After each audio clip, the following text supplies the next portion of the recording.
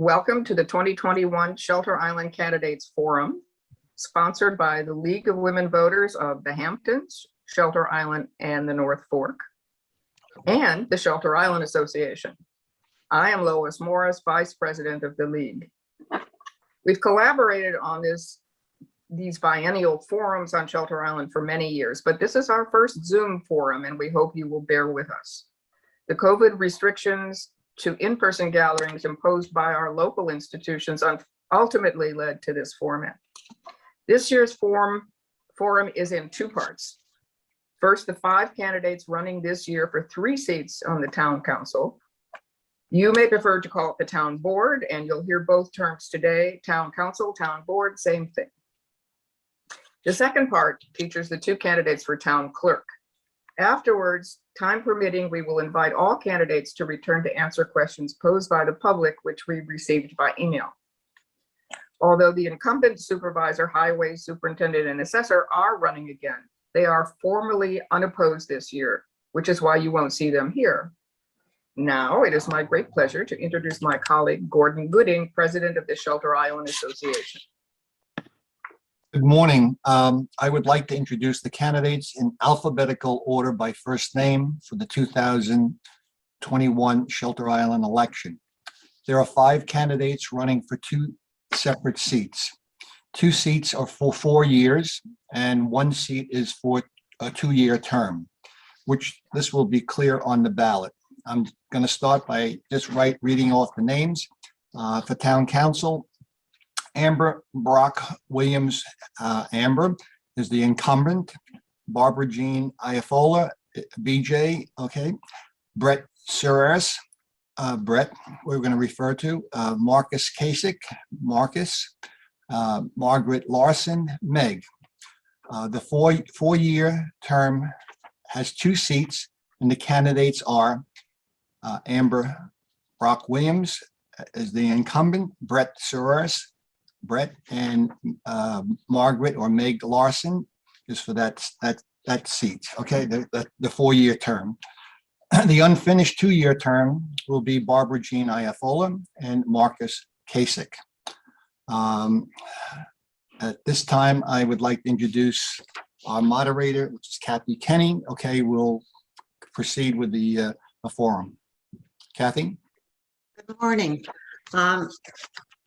I'm just going to now explain the rules for the debate, or what we call a forum. Again, the questions will be asked to the candidate in alphabetical order by their first names. So Amber will begin, BJ will be next, Brett, Marcus, and Meg, and we'll rotate in that manner. And except for the first 3 questions, other candidates may rebut an answer another candidate gives. Answers to each question are only 2 minutes. Rebuttals are 1 minute. I'll remind you on which questions you can rebut. At the end, after this is going to be a 2-part program. We're going to have the 5 council members discuss and answer questions, and then we're going to bring on the 2 candidates for town clerk. So hang around to the end. At the end, we'll bring back everyone on because we have questions from the community that we want to tag on at the end. Okay, so is everybody clear on the rules? Good. Let's get into it. All right, the first, what we're going to call a question, but I'm going to call an opening statement. So starting with Amber.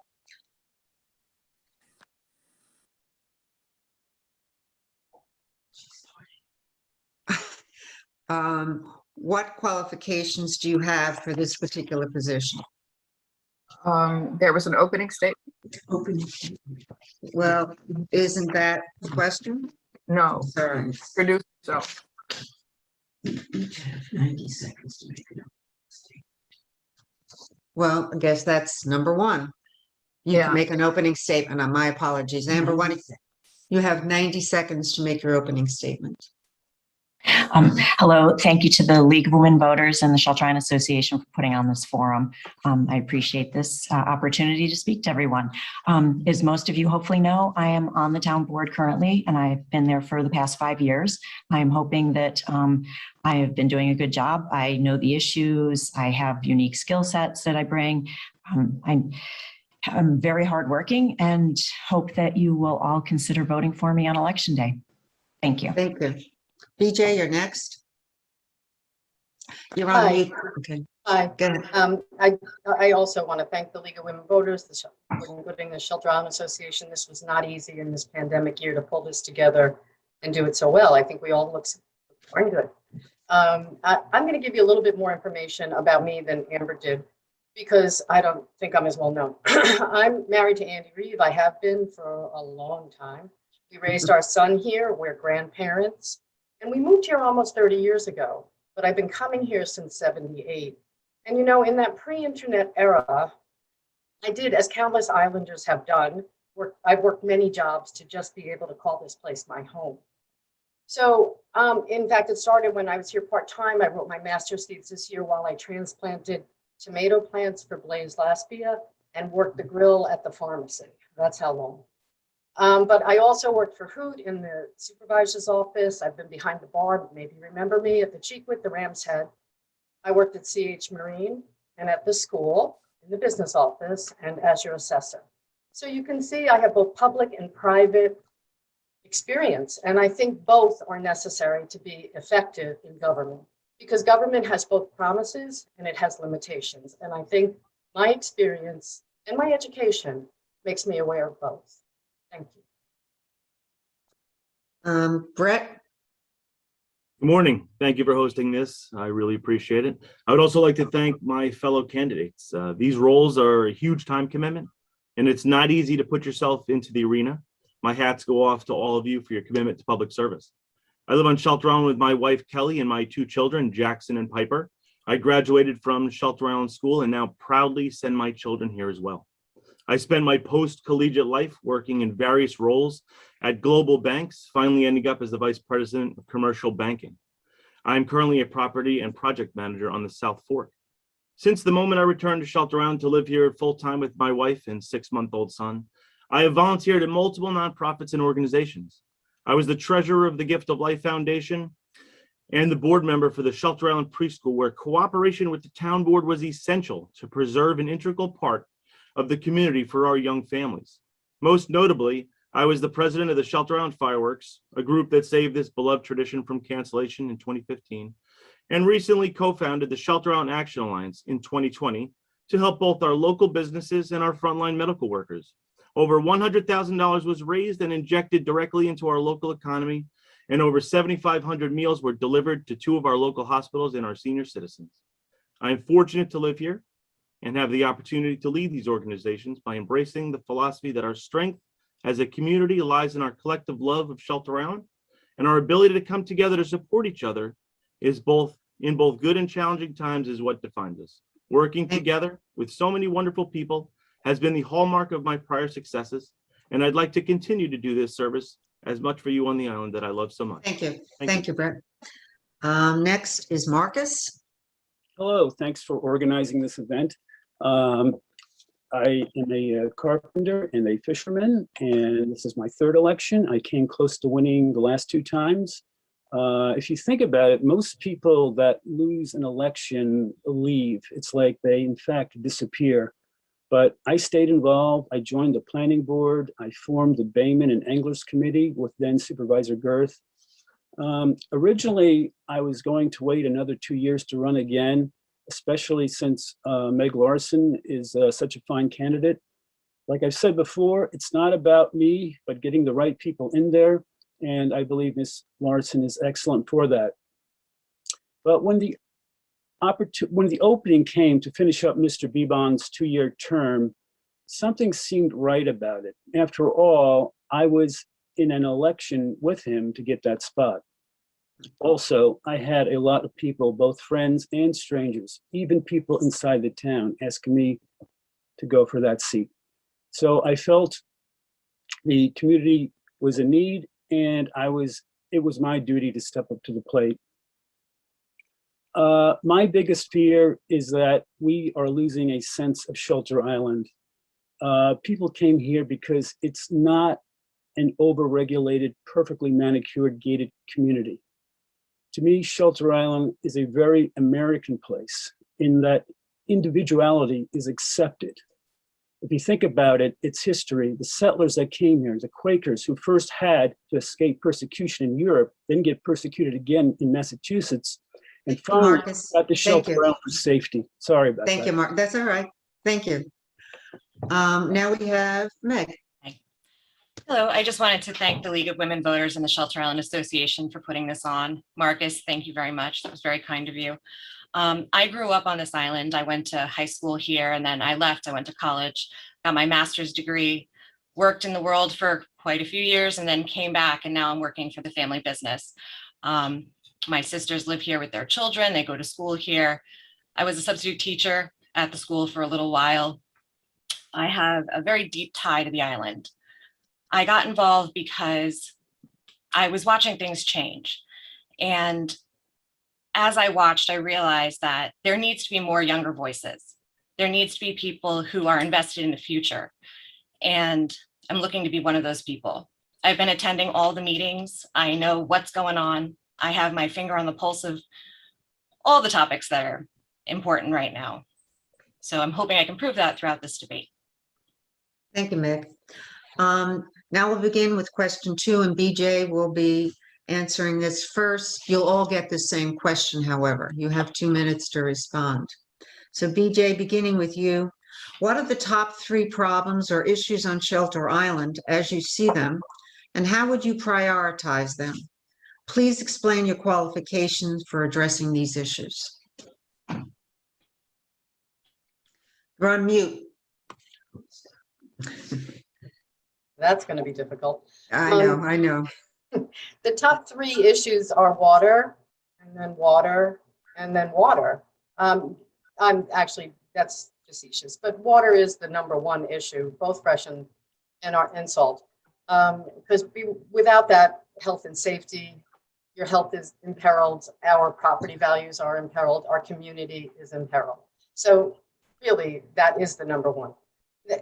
Then from there, I think there's a whole host, but if we start with a comprehensive plan, perhaps that helps address the other issues, sort of down market from a comprehensive plan that are seem to be front and center lately, sort of such as dependable year-round housing, sane and consistent zoning, and taxes, because taxes are always on the front burner.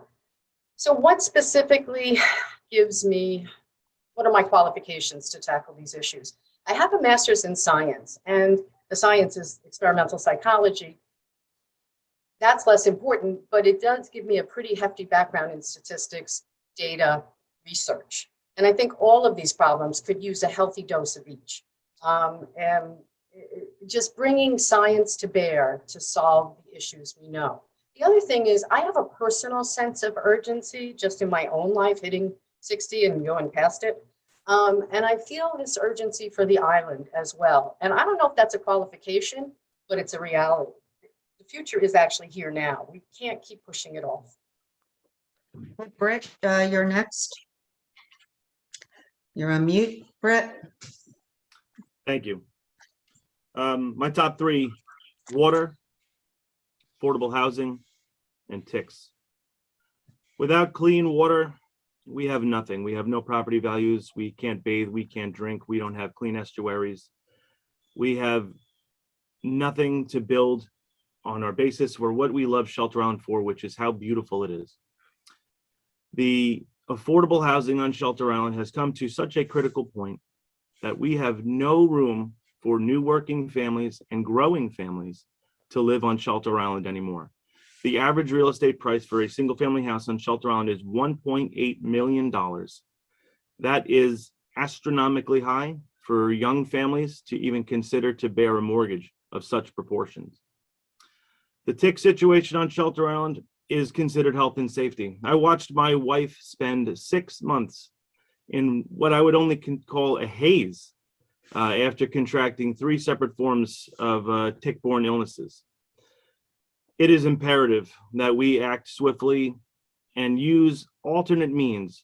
It was nice that the 4-poster was tried. It did not work. We need to get a little bit more aggressive in how we handle the ticks, culling the herd, and moving forward. My qualifications are that I am a hard worker. I'm fully dedicated to what position I am shooting for here on town council, and I have relentless determination and a huge sense of urgency to save Shelter Island from the perils that we face now, not only for us, but for the generations that follow. I have children that are 6 and 7 years old, and I want them to enjoy Shelter Island the way we all did in the future. Thank you. Marcus? Like I said, I think it's, we're losing a sense of Shelter Island identity, and we're caving into this sort of elitism that is so different from what Shelter Island really is. Number two is water, both bay and drinking water. The two are interrelated.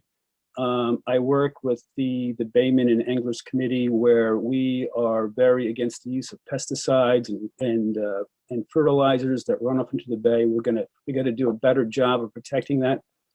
With the drinking water, we have to find creative ways of bringing. The thing is that on Shelter Island, they try to do this blanket for the whole island, and every area is different.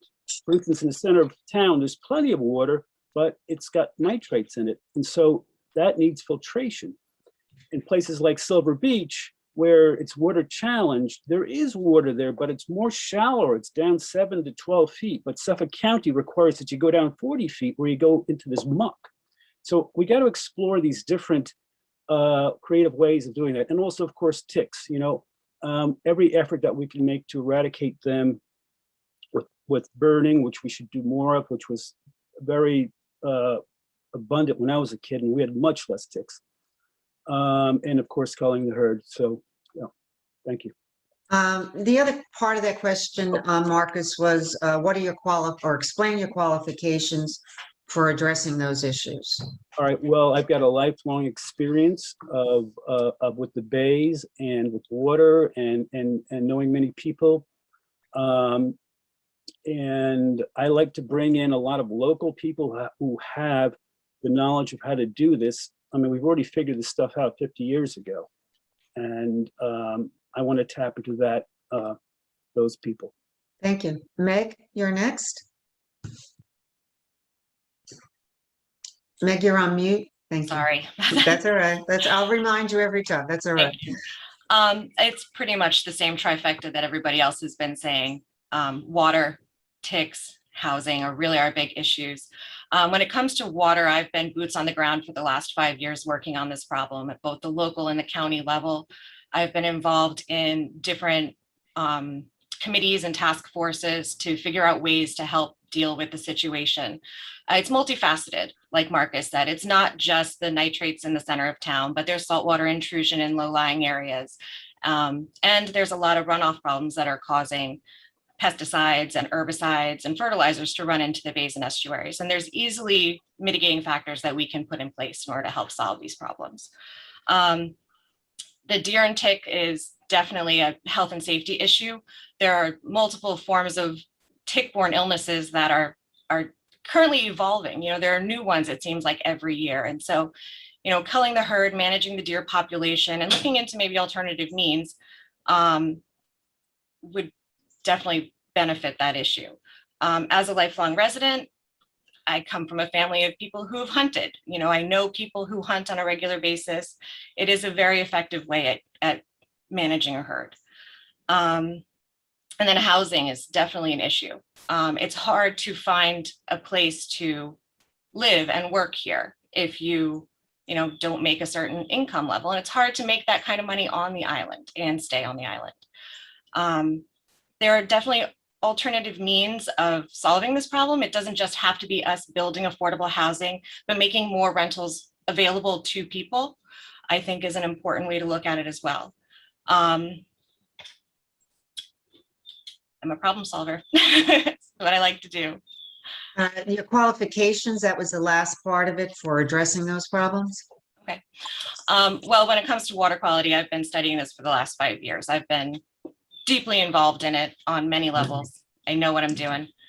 As far as housing goes, I think there are a lot of easy solutions. I have experience with building and plans and everything else. Thank you. All right, the next question, we're going to begin with Sorry. Oh, Amber, I'm sorry. Want to make sure I get my turn. Okay, the top three issues that I think are water, and as everyone before me has said, we cannot be an island without clean drinking water. We cannot, enjoy the water surrounding us. We lose our ability to live here and be a thriving community without good water in all aspects. Housing and community go hand in hand is the next issue that I think is important. Without having housing for all demographics, rich, low income families, seniors, we will not have a good sense of community. And the last is taxes and infrastructure, I think, which kind of go hand in hand with the two above. We need to build infrastructure if we're going to clean up our water, but that's also going to impact our taxes. So we need to balance that so that the high taxes don't further erode community housing and affordability for people to live here. So it's a balancing act that needs to all be tied together. I don't want to harp too much on my past 5 years in office, but I've had time to work on all of the issues. To me, it's a puzzle or a tapestry. They all weave together. And the longer that I've been in office, I see how if you pull on one thread, it's going to have an impact in another place. I also have my financial background to, I'm the go-to person when, people are asking, how are we going to pay for this? Or what's going to be the impact on budgets with this? I'm also an analytical person. So I do sit back and think about things and analyze and try and figure out what's the best structure, the best way to move forward, try and keep people on focus and working towards the goal instead of going down rabbit holes that we can really frequently go down as a town. So that's my take on everything. Thank you. Sorry for the oversight. The next one is going to begin with Brett. And you're all going to get the same question. The town code specifies that the supervisor is the chief financial officer or the CFO of the town. One function of the CFO is to prepare the town budget. Do you believe that the function of the budget preparation should be delegated to a town board member with additional compensation? No, I don't. I think that the town budget is part of day-to-day operations of the town. And it should just be incorporated as part of our daily review. The town budget should be considered 365 days a year. Every single penny that is spent should be considered. And how we spend that penny, taxpayers' money, should be thoroughly reviewed. And I don't think we need additional compensation to do the job that we're put in place to do. Okay, Marcus, same question. I don't think so. When the budget is done, it's the supervisor and the whole town board gets together and goes everything line by line. That season is coming up soon. I don't see the need to hire another person to save money. That doesn't make any sense. Okay, thank you. Meg? I agree with what's already been said. I don't necessarily know that it's necessary to hire someone to do that job. I think it is kind of a team effort and it's something that is constantly reviewed throughout the year. Okay. And next is BJ. Let's define delegate and walk away. No, not delegate and walk away, but delegate and work with, especially if that person has a special expertise in budgets, in finances, not a problem for me. And if they're putting in extra time, again, not a problem for a little bit of extra, but no, delegate and walk away is not an option. Okay. Amber, same question. I do think a little bit differently because I am the person who's been working closely with the past two supervisor, the current and the past supervisor, to work on the budget. That said, I do put in a lot of extra time, and as deputy supervisor, I do get additional compensation. And some of that does incorporate the fact that I do spend a lot of time on the budget. And whenever I walk into town hall, guaranteed that there, almost every day there's a question that someone will hit me with, like, where do we find the money for this? Or what code does this even go under? So, and I don't think that that necessarily should be like, we need to have support under the town board. I don't think that it's right that we have to worry about having someone with financial skills. We need to have a blend of financial skills, and it shouldn't be a requirement. So I want to build up the infrastructure within the town so that town boards and supervisors will come and go, and we have the people there in place to support this. And I work very closely with Shelby Mundy, who is the accounting clerk for the town, and try and mentor her and bring her along, because I want to, if I'm not reelected in November, I will be fine with that as long as I've continued to help bring her along to support the town going forward. Thank you. All right, the next questions that we start, you won't all be getting the same question, but we will ask questions again in a rotating basis. And again, you have 2 minutes to respond. You may make a rebuttal, excuse me, 1 minute, 1 minute. I'm right, 2 minutes. I have a coach here who keeps giving me different signals. Anyway, you have a 1 minute rebuttal. I'll remind you, if nobody has a rebuttal, then let's not use it, okay? So the first two of the next questions concern the comprehensive plan, and we're going to start with Marcus on that. For more than a year, a comprehensive plan advisory task force members worked with the Comprehensive Plan Advisory Committee, consisting of Shelter Island residents, to develop a comprehensive plan for the future of Shelter Island. To the surprise of most observers, the effort collapsed when the majority of the task force abruptly resigned following a disagreement with the Citizen Advisory Committee. That's not the question, that's a statement. Here's the question. What is a comprehensive plan, and in your opinion, is it important to a municipality? Yes, it is, because it, am I on here? No, you're on, you're fine. You know, it tells us who we are, and it's a document that can be held up legally in court. But I want the comprehensive plan to be about Shelter Island and not, you know, lawyers in Connecticut or Boston. I went to some of those meetings, like 8, 9 out of 10 people I didn't recognize. You know, we have a comprehensive plan already, and I think it worked very well. We have to go in there and see what's changed. It accomplished a lot of the goals it wanted to go, but there's still new things to happen. I mean, what was it, like $126,000 to do the new comprehensive plan, and plus all those hours of this and that. I'm kind of glad it's put down right now. I think you're muted.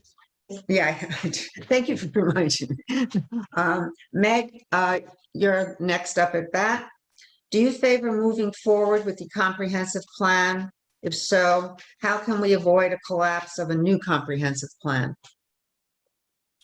I do think a comprehensive plan would be beneficial to the town. It kind of gives you a guideline to work by and set priorities. I think that what happened was a misunderstanding in roles and what the whole goal was of the plan.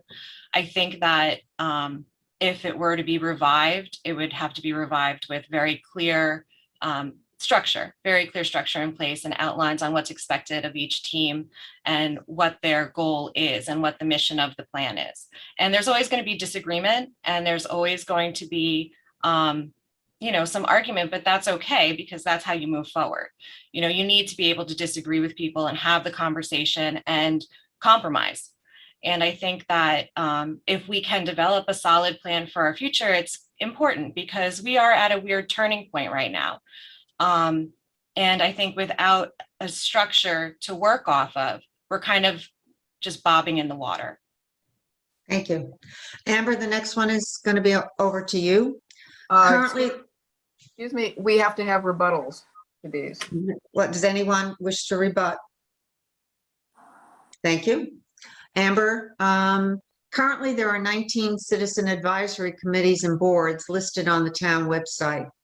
What function do these committees serve in town government and its legislative function?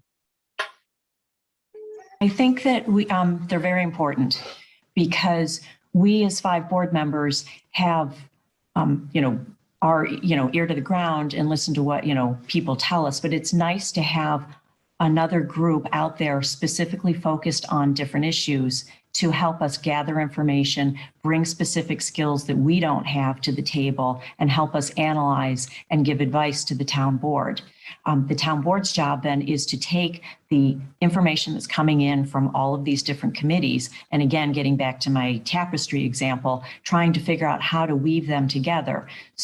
One might be focused on specific issues within community housing, and then the Water Advisory Board is also focused on water, and the two have to come together to help us figure out whether or not, okay, if we decide to do something with community housing in this location, we've taken in the advice of both of these committees, plus the other 19 committees as they, factor into things. So I think they're very important. They help us with gathering information, giving us advice. It's a very important role. Excuse me, the next one is for BJ. Openings exist on many of the current advisory committees, and changes are in the works about how they operate.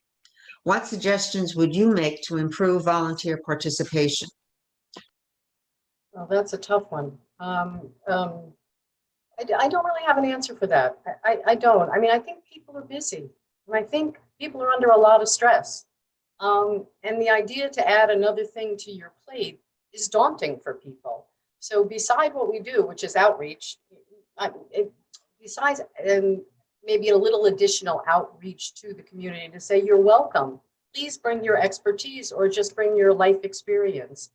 And that can be done through social media, et cetera. But that to me sounds like a solution without a lot of teeth. But I think that's the best we're going to be able to do given the realities of people's lives here on Shelter Island. But I will say a year-round stable workforce base to our community would go a long way to helping this problem. Thank you. All right, we have a new type of group of questions. Marcus will be, oh, I'm sorry, Brett. I skipped Brett again. All right. It's okay. Brett, there are times, I have so many instructions here. Brett, there are times when the town board chooses not to follow the advice of its advisory committee on an issue. Do you believe that the town council should explain in writing to create a record of its reasons for not following the recommendations of the advisory committee? Yeah, that's a good question, Kathy. So yes, the advisory committees spend a lot of time and energy to send recommendations to the town board. Not all the time are those recommendations the ones that the majority of shelter owners might want. So the town board does have the right to say, this is not what we're looking for. But it would be nice to have some communication back to the committee for reasons why they've turned it down, so they can maybe then reassess and get their groups together. To step back, even to BJ's question, I would love to say that the reason we don't have more people stepping up is because we don't have enough workforce housing on Shelter Island. All of these issues are so intertwined, and I'm looking at these 19 committees, and I'm looking at Chris Diorio alone on the community housing board, thinking we need more people on the island who live here who want to become involved. It's not necessarily getting the message out; it's having the resources. People are resources. Shelter Island's resources are water, land, and people, and we just need more of them. Thank you. I think the question also was directed at whether a record should be made by the town council about its reasons for following or not following the recommendations of an advisory committee. Yes, if that's the case, I am a very firm believer in document. Okay, thank you. Okay, now we have a new group of questions, and we're going to begin with Marcus. The Zoning Board of Appeals has recently suggested adding new zoning districts, also known as spot zoning, on the island. In many cases, they comprise businesses, including island hotels and inns, that are presently non-conforming in residential zones.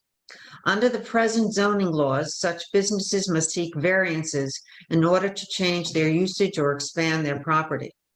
As you see it, Marcus, do you favor spot zoning in AA residential zones? Please explain your reasons for or against it. I've heard about this. It makes me very nervous because, well, as you know, we have hotels in AA zoned areas where you can't have that, but those are all pre-existing non-conforming. And so there's a mechanism for that, which is the zoning board process. And I'm very nervous about it. And I think things move along as they are well enough that we don't need that. Okay, thank you. Meg, one of the purposes of the comprehensive plan is to determine the long-term land use and development of a municipality going forward. Do you believe that the town board should consider the issue of spot zoning? I should remind people, if they have a rebuttal, please let me know. Do you believe that the town board should consider the issue of spot zoning without neighborhood input and before a comprehensive plan is in place? Well, at this point, we're not sure that the comprehensive plan is going to move forward. So if for some reason the town is presented with an issue that forces them to address zoning, it would be negligent of them not to. As far as spot zoning goes, I do think that you need input from the community. It cannot be a unilateral move, I don't believe. I think right now, the way our pre-existing non-conforming properties get handled is pretty thorough. There's a lot of review, there's a lot of input, and I don't think that they, take advantage of the position that they're in. Does that answer the question completely? For me. Okay. All right, the next one is going to be directed to Amber. Presently, in many areas of our island, water is contaminated by nitrates and saltwater incursion. The fact is not widely known. Indeed, some residents and homeowners may not be aware that the water in their own wells is compromised and not safe to drink. Do you believe that it is the town's responsibility to ensure that homeowners and residents have safe drinking water on the island? I'm sorry, that was for Amber. I'm so sorry. It was for Amber. It's interesting because over the past 5 years, I have started to change my thinking on this. I used to think that, everybody's, drinking water, their wells were their own responsibility, and it was up to them to make sure that they had good water. But as I, dive deeper into these issues, I realize we're all interconnected. We have one aquifer, there may be different lenses, throughout the island, but we all need to be in this together. So we need to continue to push, I think, for people to, test their water. We push that at the Green Options, hand out free water tests for people. But we also have started within the town to collect, water test results and try and start to develop a database. More work needs to be done there where we actually have good information and do, a better job of, groundwater modeling and understanding where the hotspots are. A few years ago, John Cronin did an excellent job plotting all of those water tests. So we're moving along in the right direction, and we need to continue doing so in order to address, what we're dealing with and where we're dealing with it.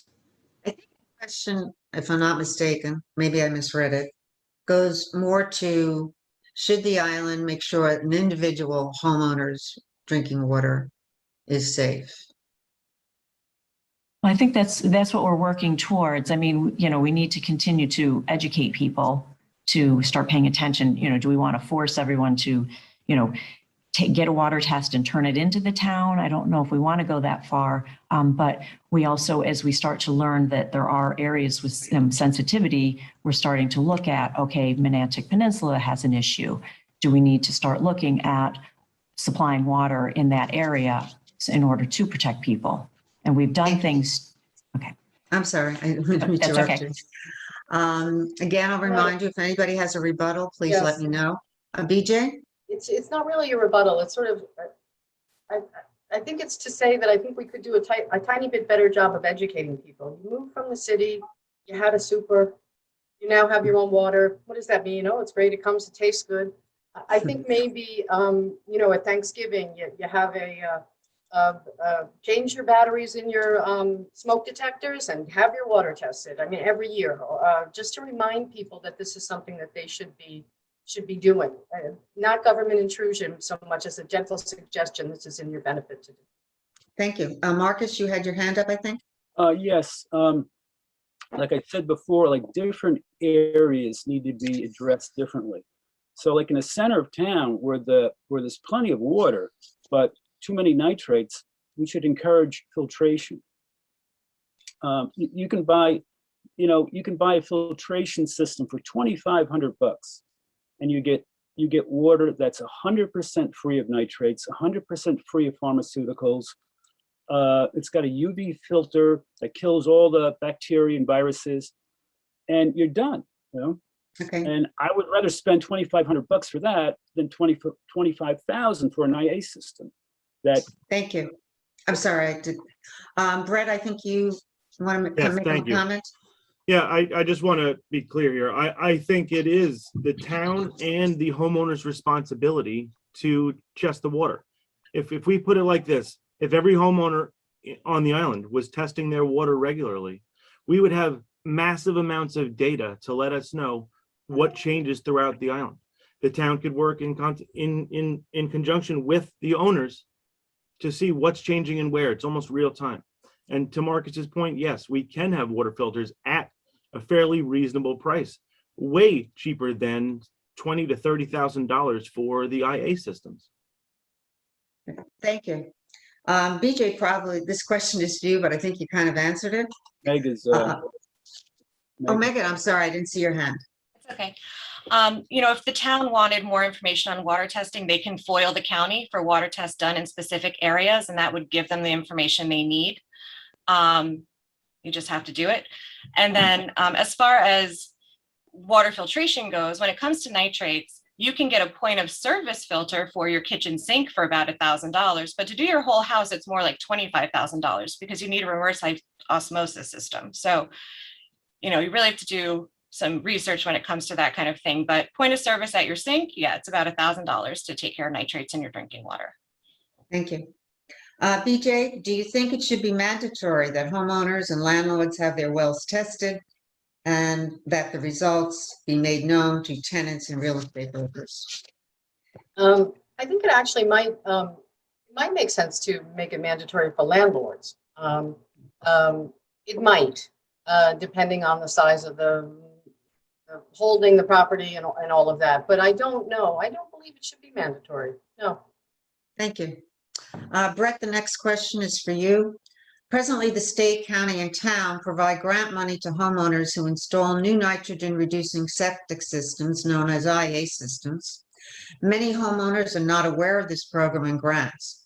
Do you think that promoting this program and funding it to its fullest extent should be a priority for the board? Yes, absolutely. If there is money to be had for grants, it should be advertised from the rooftops. I'm very curious as to follow this in Barnstable, Mass. There is the EPA's partnering with the Barnstable Clean Water Coalition, and they are monitoring a neighborhood scale demonstration of an enhanced IA system, which obviously they're designed to prevent the nutrients such as nitrogen from entering the estuaries and freshwater ponds. They're running a 3-year study to determine the efficacy of these things.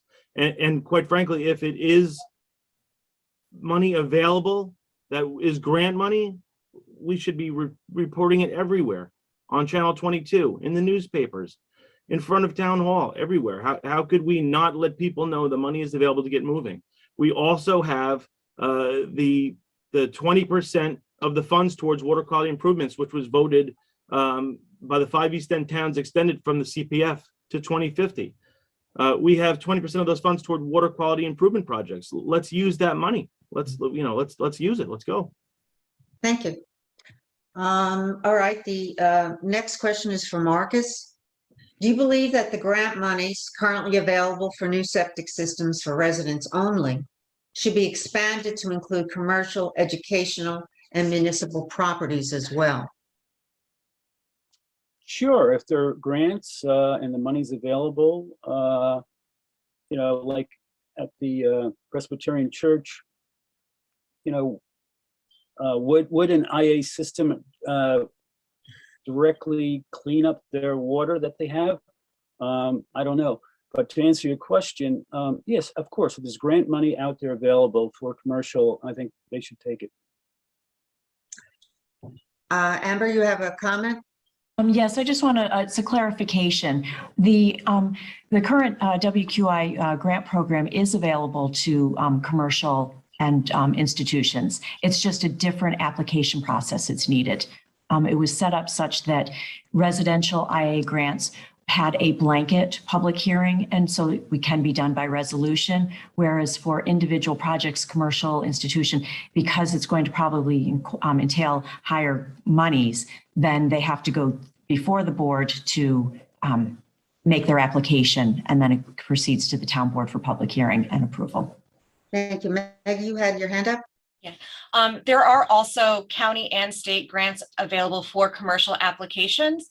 There is a 1,000 gallon per day limit on the amount of flow for the current pilot program, but there are commercial grants available through the county and state as well as the town. Thank you. Meg, this question goes to you. Since its inception decades ago, the West Neck Water District has been managed by a volunteer board of directors selected from among its customers. Recently, the town council, without prior notice to the West Neck board or its customers, contracted the Suffolk County Water Authority to take over the management of the system. Some believe this action evinced a lack of transparency by the town board. Now, here's the question. What does transparency in government mean to you? Well, it very clearly means that you're supposed to be informing people of the decisions you're making and involving them in the conversation. So for example, with the West Neck Water Board, there should have been a conversation with that board regarding the fact that Suffolk County Water Authority may be an entity coming in to help them. I don't think there's anything wrong with having these conversations. They're important. And, you know, if you're going to make a significant change like that, because it is a significant change, then everybody should be involved in the conversation. Thank you. Amber, anybody have a response? Okay. Amber, this one goes to you. Given the critical water issues affecting residential, commercial, educational, and agricultural activities, do you think that the town would be better served by retaining a professional water specialist to generate policy that would contribute to more informed decisions? Yes, and we have started to, there's that the water group that's come forward, Kevin McDonald with the Nature Conservancy, I'm forgetting all the players at the moment. We have talked to them about some of the recommendations. They were doing an educational program on Shelter Island and then came to the town and spoke to us as well. And one of their recommendations was to hire a water czar to help us, a project manager, to help us move forward on water initiatives. And I think that's a good idea. And I'm hoping that we are able to get some funding through grants in order to make that happen, because it's hard to move things forward on Shelter Island unless you have a point person who can be dedicated to spending the time, doing the research, helping to develop the policy, finding out the technical details that are needed for anything to move forward. We need a point person. Do you have any idea how that would impact the budget? What would that would cost? Or you haven't gotten that far? We haven't gotten that far, but we are looking into, with our grants writer, how to find some money for that. And also if some of the WQI funds available at the town, state, and county levels could also help us. Thank you. All right, the next question is going to be thrown to BJ, and it's about community housing.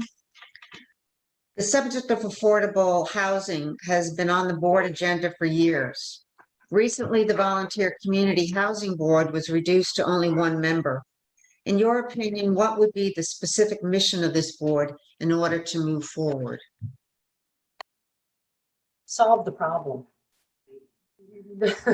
And I think that if you're going to volunteer, raise your hand for a board like that, you have to be on board with the board.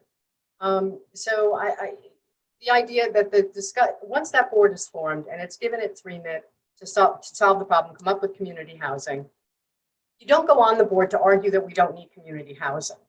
So that's the first thing. Let's get board members who are like-minded to solve this problem. And maybe a second realization that we are not going to provide housing for everyone who needs and wants it, but with a multi-pronged approach, and keeping it small but beautiful, I think that we can actually help out and give this community the underpinning, the undergirding of a year-round stable workforce. Did I answer it? For me, it did. Brett, the next one goes to you. What do you believe should be the criteria for eligibility for community housing? We need public input on that. I say that because if you're talking in terms of income, if you're talking in terms of family size, there's a number of things going on here. My biggest thing here is that if we do not act quickly, we will have no participants for any one of our, we're a volunteer community. I mean, this is what Shelter Island does. Everybody who I'm on the Zoom call with now volunteers for at least 2 or 3 different things. There's no question here, okay? But what it is we have to be very specific that it is very expensive to live on Shelter Island. And some of the housing forms now, the income disqualifies most people right off the bat. And it's like telling me that, like, yes, you may make a very low 6-figure salary, and maybe on paper that looks great, but on Shelter Island and in the East End, that is not a lot of money. And it's hard to make that money out here. You have to work multiple jobs. I have multiple jobs. My wife has multiple jobs.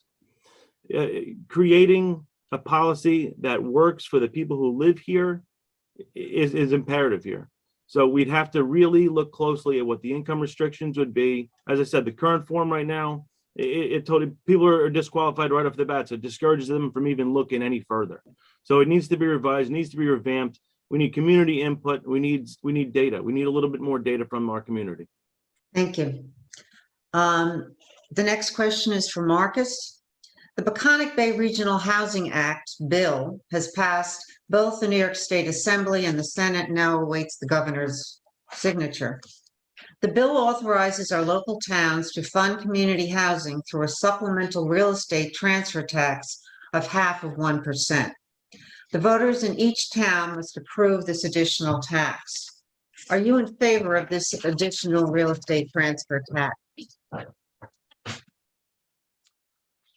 I'm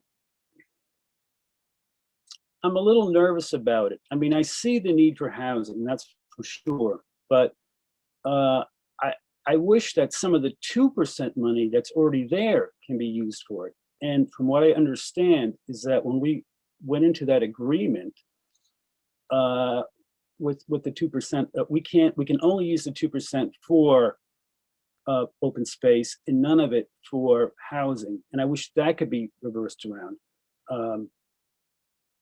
Those are my thoughts on that. Thank you. I'm keeping an open mind, though.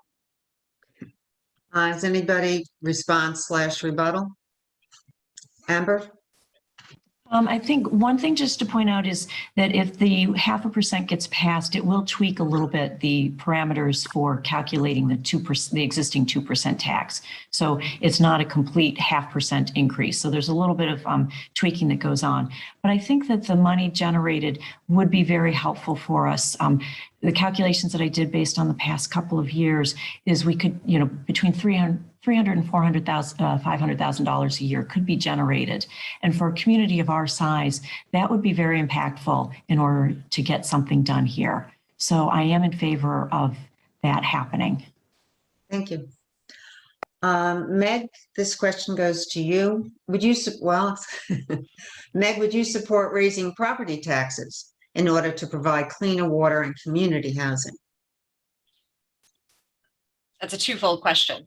Yes. I think I would rather have the 0.1% or 0.5% coming in through Beal's bill than raise property taxes for housing.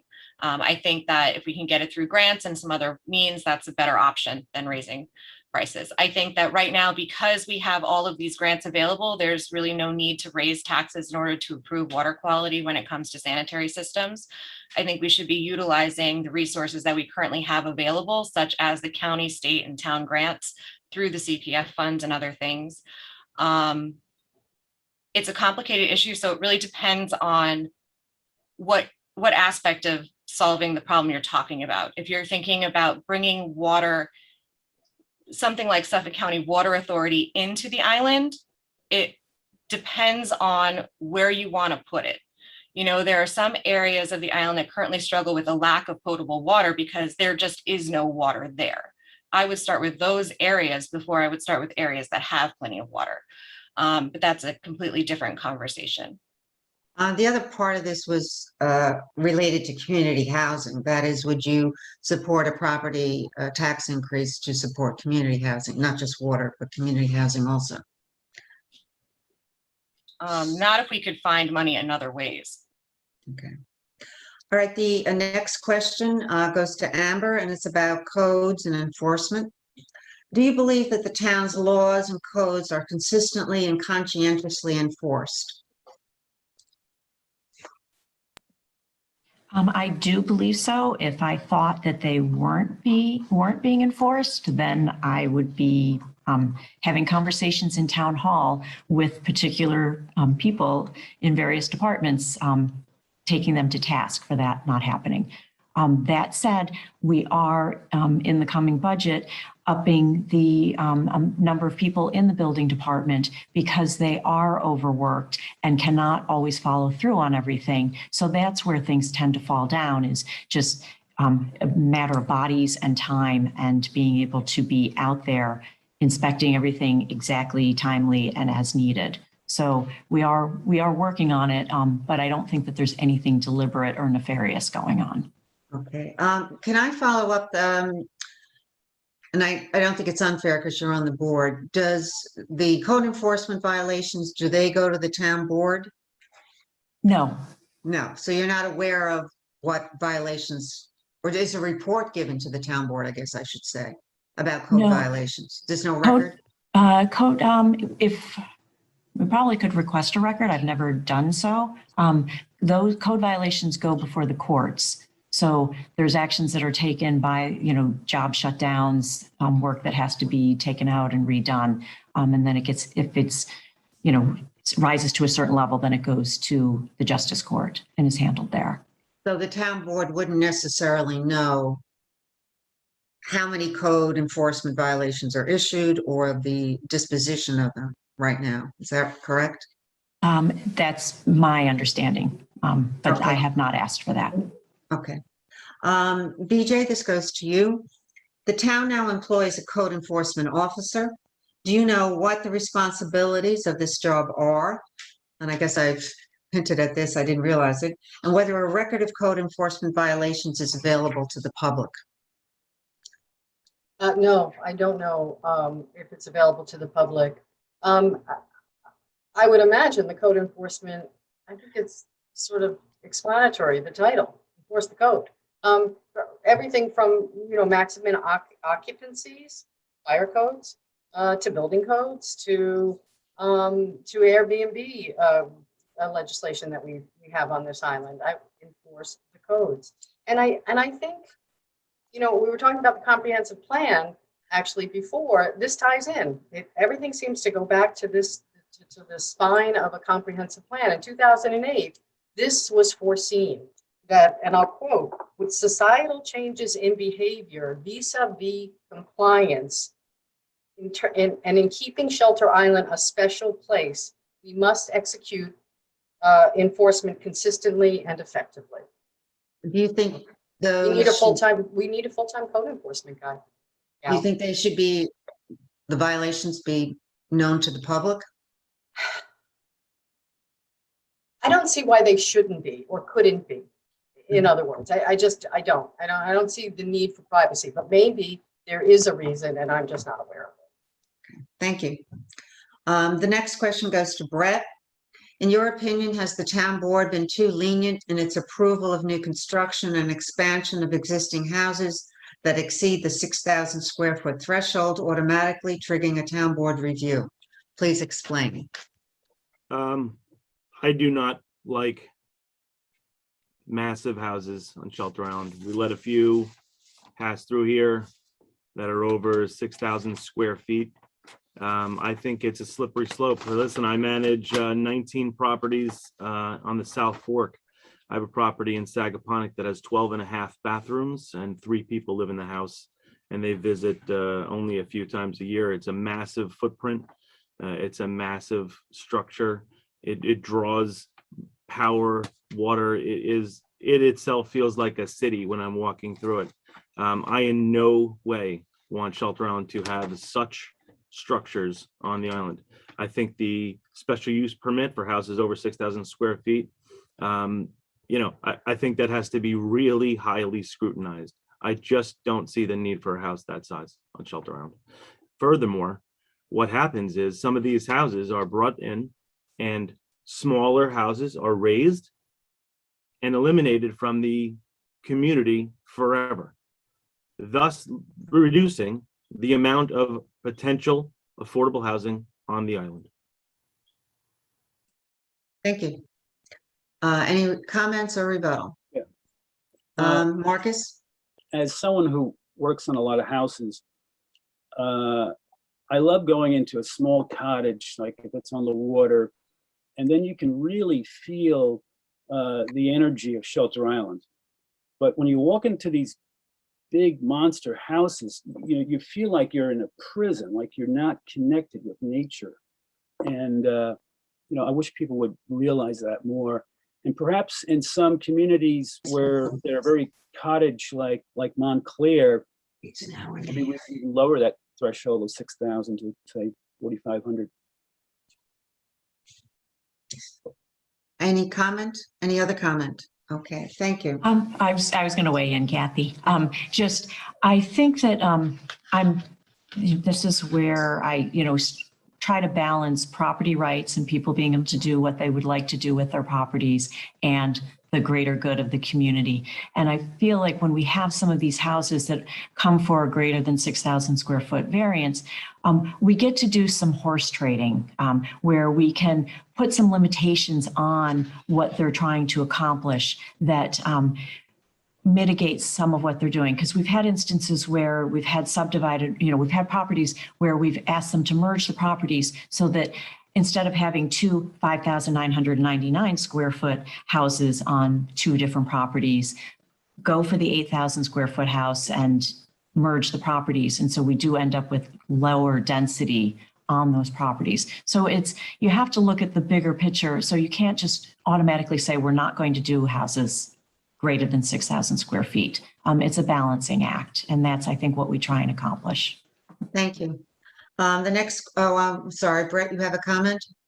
I just have to say that I agree that Amber's proposal there is very sensible in order to say, let's horse trade. But now if we're combining two properties, then I've lost another property where a smaller affordable house could be placed. And for me, I just can't see the sense in then just be creating massive estates everywhere on Shelter Island. It'll completely diminish housing on Shelter Island for all time. Thank you. The next question will go to Marcus, and they concern professional management of the town. Managing the town and its financial responsibilities is becoming more complicated each day, due in part to the mandates of government agencies. Some communities have retained town managers or controllers to oversee many administrative responsibilities. Do you feel that the town board can handle all this business, or should the town consider hiring professionals who are trained to do them? Please explain. Well, I want to resist hiring another employee, which will cost more money to save money. There's some sort of lack of logic there. But as I understand that things are getting a lot more complicated with state mandates and such, I'd like to study that more. Thank you. Any other comment from anyone else? All right, moving on. This is for Meg. Do you think that the negotiation of town union contracts should be handled by the retained labor lawyers who specialize in such matters, or should the town continue to perform this responsibility? Please explain. I think it should be a combined effort. If you have lawyers retained for this purpose, then use them. But I do think it's important for the town board to be involved in the conversations along with their community members. I think that's what makes Shelter Island special, is that we can have conversations with our community about topics like this. And, there's no problem having 3 people involved in a conversation as opposed to just the lawyers and whoever's involved. So I think everybody should be involved. I don't know if a lawyer actually is used for this process, so I guess that may be the question. So if, Oh. would you, I think the question goes more, should we retain counsel to negotiate those contracts with or without the input from town board? Um, I mean, Amber- if, yeah, Amber, go. I no, was no, no, gonna say, no, I'm sorry, I we- interrupted you, Meg. Go ahead. Well, I think Amber was going to qualify whether or not we have a lawyer for this purpose. Okay, all right, Amber.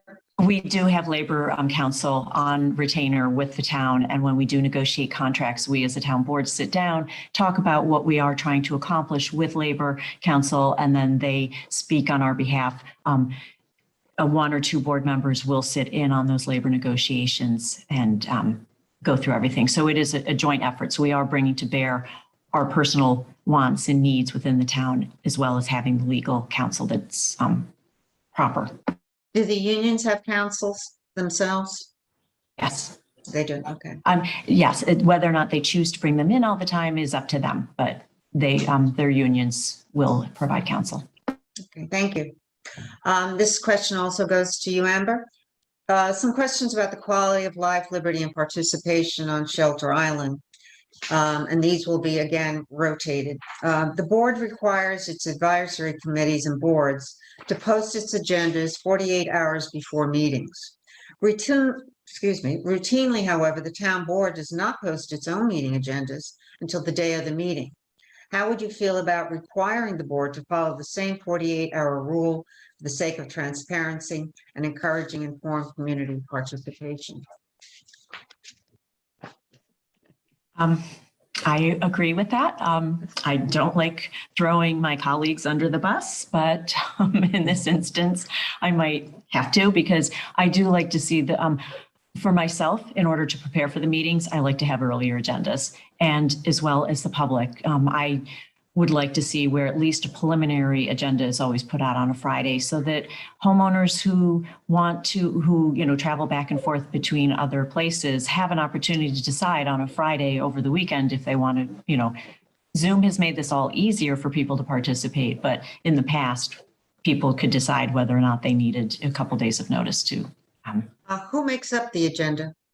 The agenda comes from the supervisor. Thank you. We all have contribute to it, but it does get put out by his office. Okay. This goes to BJ. The recent census reveals that the Shelter Island population has increased by about 1/3 over the past decade. And it is very obvious that the popularity of the island has increased for tourism. Given this increased population density, what do you feel is the most serious threat to the quality of life on Shelter Island? Too many people.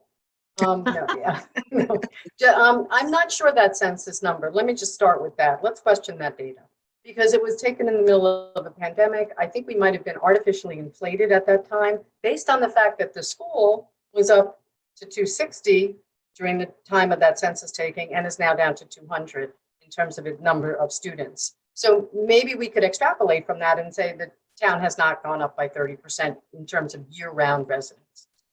But I just do think you can be overrun. But what can you do in a free country? I mean, seriously, about the tourism, the day visitors, it's an open island. It's not the gated community.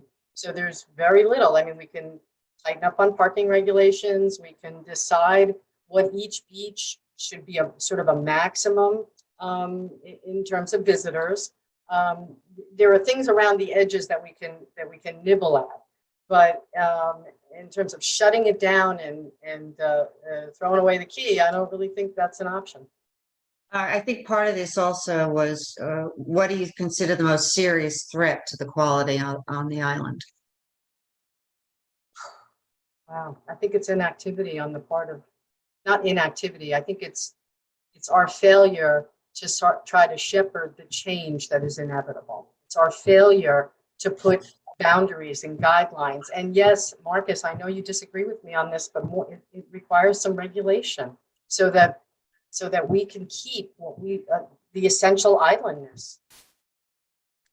Any reaction or rebuttal? Okay, the next one goes to Brett. In your opinion, at what point do the rights of the community outweigh the individual rights of a homeowner? Please be specific in your answer. Yeah, thank you for that, Kathy. I will be very specific. I wouldn't want a 365-day-a-year yard sale as my neighbor either. In instances like that, or should I say, multiple barking dogs all day, every day. So there are certain instances where action must be taken. And those are two we highlighted ones. BJ? Yeah, I'd like to add to that. Your right to use pesticides and fertilizers impinges on my right to clean water. Your property rights to run your house as a hotel impinges on my right to the quiet enjoyment of my property. I think that those are the kind of balancing acts and different views that we have to take into consideration when we're making any decisions of individual versus community rights. Okay, the next one is thrown to Marcus. Leaf blowers are undeniably noisy. Speaking of noise, some say that they also present an environmental issue by creating dust from the ground that raises pollutants in the form of bacteria from animal and insect waste and pollen. Do you think that the use of these machines should be prohibited or regulated in some way?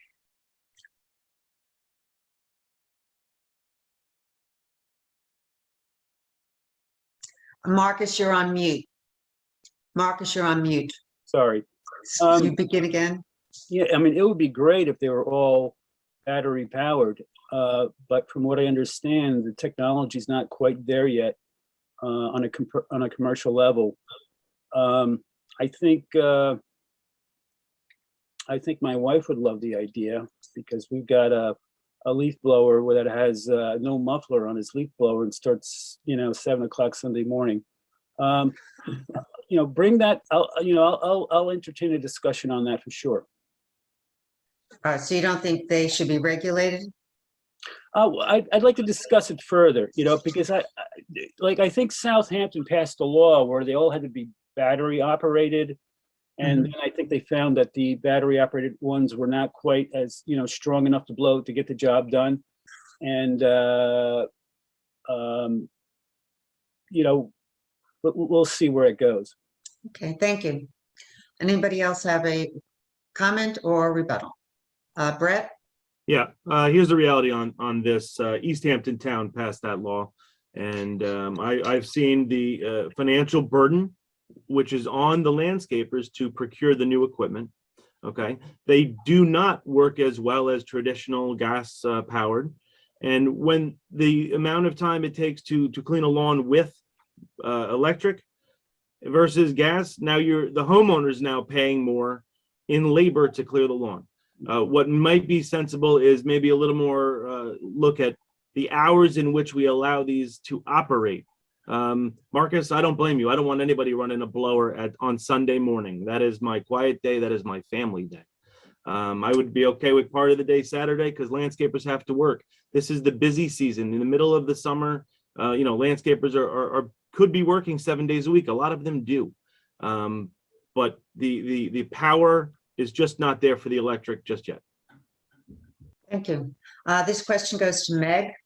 With increased population on the island come more cars, trucks, bicycles, baby carriages, motorcycles, and pedestrians. Grand Avenue and New York Avenue, narrow 2 one-way streets, are gateways to our town.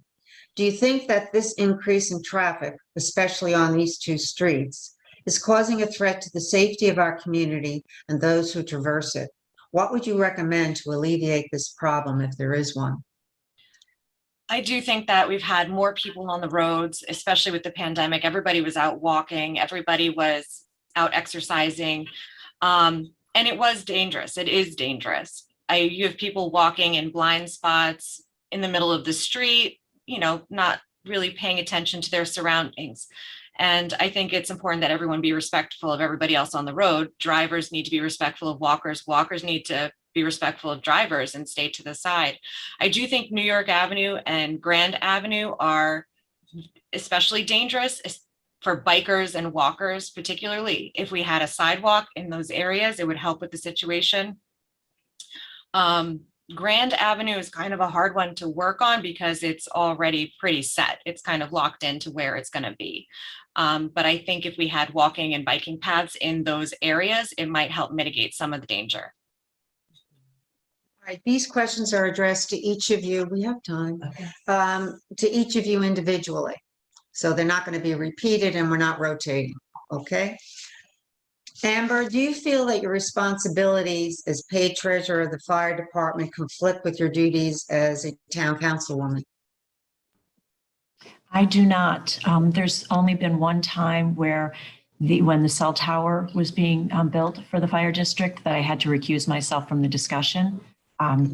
I think that what's been nice about having the district treasurer responsibility is it has immersed me further into municipal finances. So I understand, all the reporting requirements and fund, categories and things like that. So it's only helped me further on the town side to understand an even more complicated set of financial statements.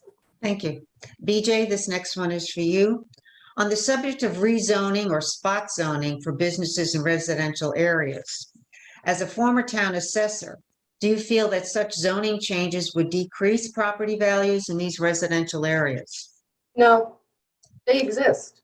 The Prydwen exists. The Ramshead Inn exists. Property values have done just fine in spite of the existence and maybe somewhat due to the existence of properties like that. So no impact. Thank you. Brett, this one's for you. Your expertise seems to come from the banking industry and community service. As a town councilman, what changes would you bring to the table based on your experience? Yeah, that's a great question, Kathy. Thank you. I didn't write it though. Oh, well, you presented it nicely, Kathy. Thank you. Bringing people together for a common interest is my actual secret, if you will. My vision is that who you have in the seat with you, working with you, and how hard we work with a sense of urgency is absolutely everything. It's how I was able to accomplish the Shelter on Action Alliance when we delivered meals, and it's how we were able to raise the money to save the fireworks. It's how I was able to work through the Gift of Life. It's working throughout multiple groups and sometimes in coordination with the town. All right, thank you. Marcus, you have shown in the past a keen interest in water quality. In the future, would you favor mandates such as the installation of IA septic systems or prohibiting application of lawn fertilizers if they were proven valuable in removing pollutants from our ecosystem? Well, I don't think we're ready to mandate IA systems at this point. We have only one installer on the island. They're going in at a clip of about 33 per year. And there's 2,400 systems on the island that potentially would have to be replaced. So that's about 77 years. I like the way they're going in naturally. I think they're going in as fast as they can now.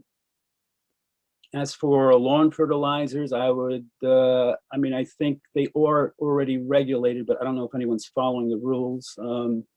But like when you're growing a grass from the beginning, the first like 150 days, I believe, that's when you can use fertilizer. That makes sense. But then after that, I don't think it needs additional fertilizer that runs off into the bay. Does that answer your question? Well, so you would not prohibit the application of lawn fertilizers? Oh, I would. Oh, you would? You Oh, gotta do it okay. smartly though. You I garden, and when you grow tomatoes, you have to put fertilizer. You have to, but I don't think they have to be broadcasted all over lawns over and over and over once the grass is established. And the other part was, do you favor mandates for the installation of IA systems? No, because that wouldn't, not at this point in history. Meg, this one is for you. The Comprehensive Plan Advisory Committee, CPAC, is on hold and the Community Housing Board has been reduced to one member. Internal disputes regarding mission of the committees and dissenting views among members seem to take the blame. As a member of two committees, the Planning Board and the CPAC, first, what are your thoughts about the value of the committees composed of volunteers to advise the town board? And second, if you are elected, would you favor changing the way advisory committees function? Well, I guess this is three-part. And if so, what changes would you advocate? Well, So what, go ahead. yeah, no, you can clarify. Yeah, I broke that up, so let me repeat Okay. it. All right, you're a member of two committees. What are your thoughts about the value of committees composed of volunteers? If you are elected, would you favor changing the way advisory committees function? And if so, what changes would you advocate? I am in favor of a committee of volunteers because the volunteers you're going to get are people who really care about the issue that they're volunteering to work on. You know, they're people with a passion or a background in that topic. So they bring a lot to the table. I think it's important to have committees and listen to them and get their point of view and perspective. If I were elected, I would absolutely take committee recommendations into account, and I would like a lot of open dialogue with committees. And I think that answers it.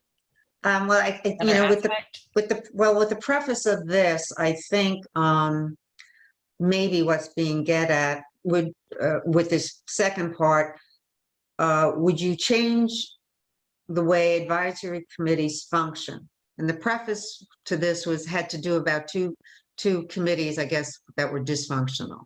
So I think what the question is getting at, would you favor changing the way the advisory committees function? Well, I mean, in regards to the comprehensive plan, that was a unique situation in the formatting of that, in that it was the task force that was in charge of actually writing the plan, and the advisory committee was there to help advise the task force on what to focus on. So I think that's an abnormal structure for what we're used to. Typically, our committees respond directly to the board. So it's a communication between the board and the committee. And I don't see that that necessarily needs to change. I think it's good to have a direct line of communication between the boards and the committees. All right, thank you. All right, so now we're at the part where you all have 2 minutes to make a closing statement, and we'll start with Amber. Okay. First of all, thank you for this forum. Again, it's been good. I think that there's 5 good candidates before you, and I think whoever gets elected, I think the town is going to be in good hands. So the voters have a tough decision this year. That said, I hope that I am one of the people that the voters decide to reelect. I would like to continue to serve the town. I have been here, I've been deputy supervisor for the past 4 years, and that's under 2 different supervisors, a Republican supervisor and a Democratic supervisor. So I think that speaks to my being able to work well with others. It demonstrates my, financial background has been helpful for the past, 5 years.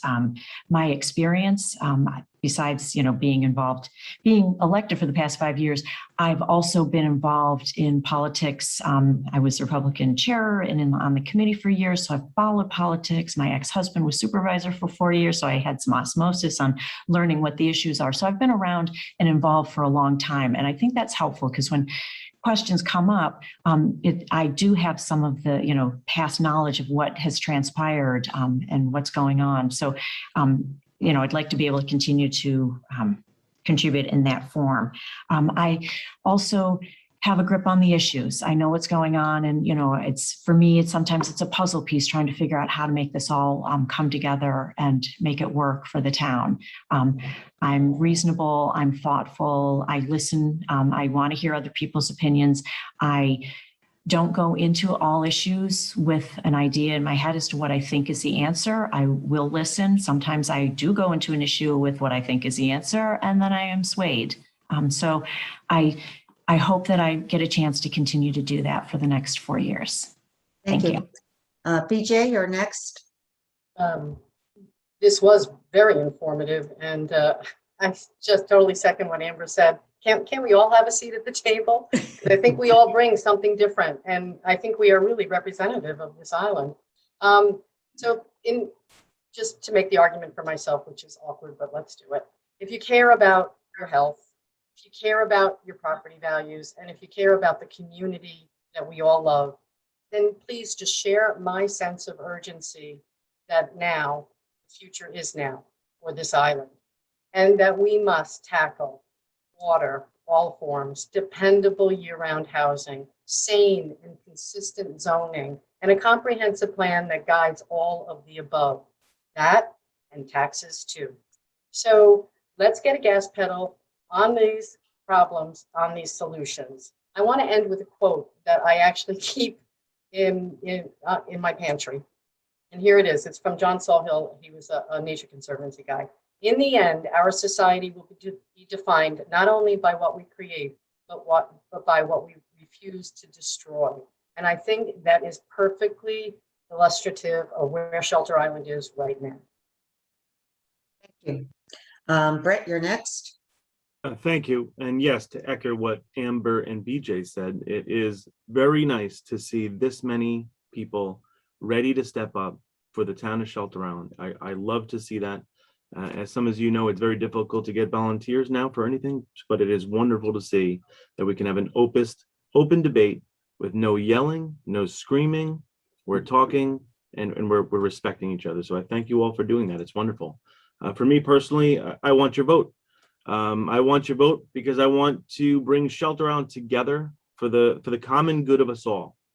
If we do not act, what will we be risking? Would the island's young working families continue to dwindle as they have? Will our water be too polluted to even bathe in? Yes, they will. As it stands, young families who are critical to the island's survival are not able to move here to be a part of this community and contribute meaningfully.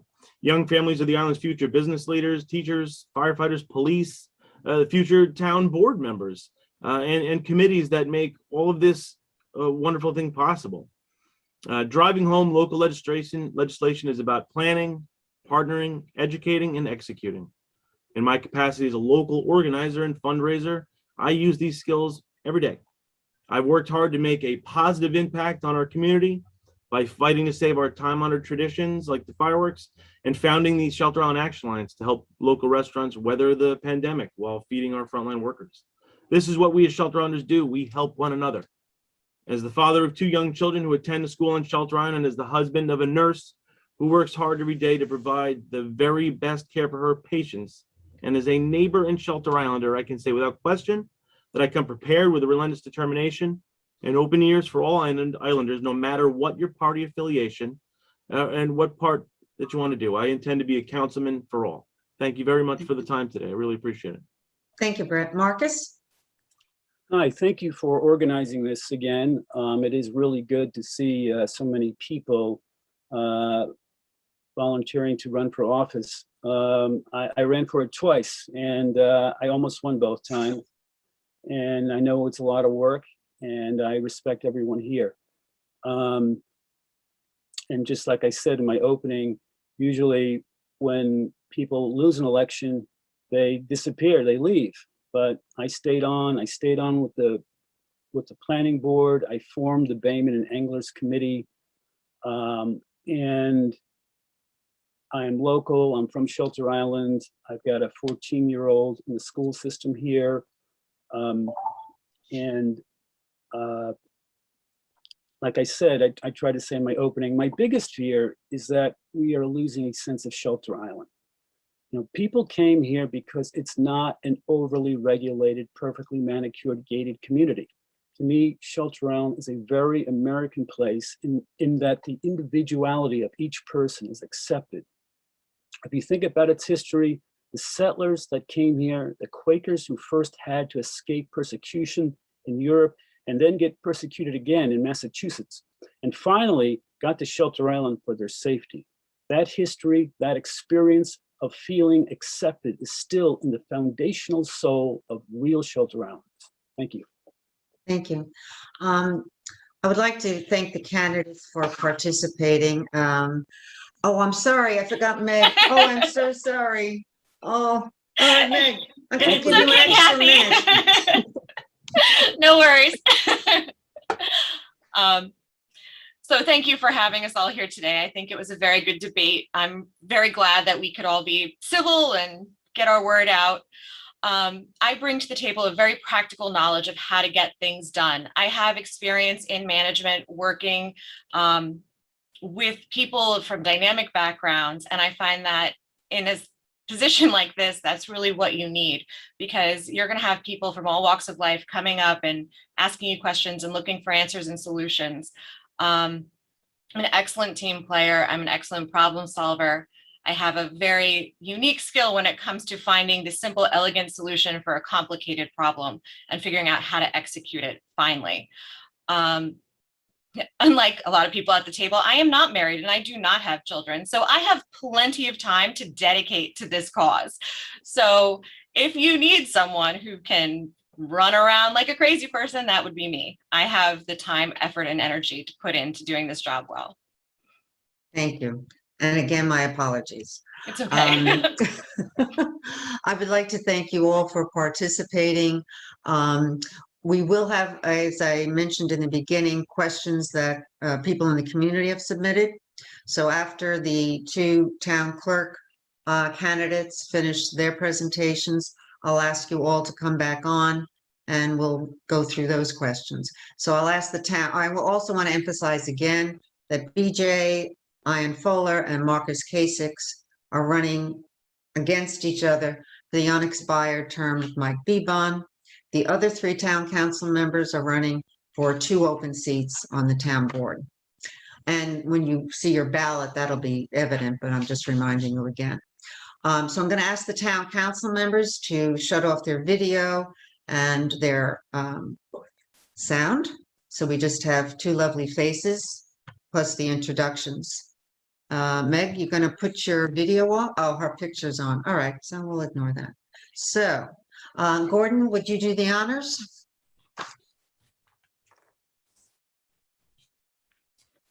Good job, Kathy. Screwed it up Yeah. every which way. I guess it's my turn, okay? Running for the town clerk's position, okay, in Shelter Island for 2021. The incumbent Dorothy Ogar is here, and Christina Martin, manager of Over, okay, is running for that position as well, okay? With that, that's the introduction. All right, so welcome to everybody who's again joining us for the second part of our program. Again, similar to the town council members, if you've seen that part, the 2 candidates will answer questions in alphabetical order and we'll rotate off of that. Except for the first question, each candidate will have up to 2 minutes to respond to a question. Some questions at the beginning are addressed to both of you without comment or rebuttal. Other questions are separate and you will rotate in answering those separately. So let's begin. You each, Dottie and Christina, have 90 seconds to make an introductory comment to tell us about yourselves or anything else you want to say. This is also by alphabetical order by first name, so Dottie goes first. Okay. Good morning, members of the League of Women Voters, the Shelter Island Association. Ladies and gentlemen, thank you for my invitation to be here today. My name is Dorothy Ogar. I am proudly serving my 44th year as elected town clerk after serving 16 years as an appointed deputy town clerk. My 60 years has changed a lot of the island. I've seen things happen all over. Some things are good, some things are bad.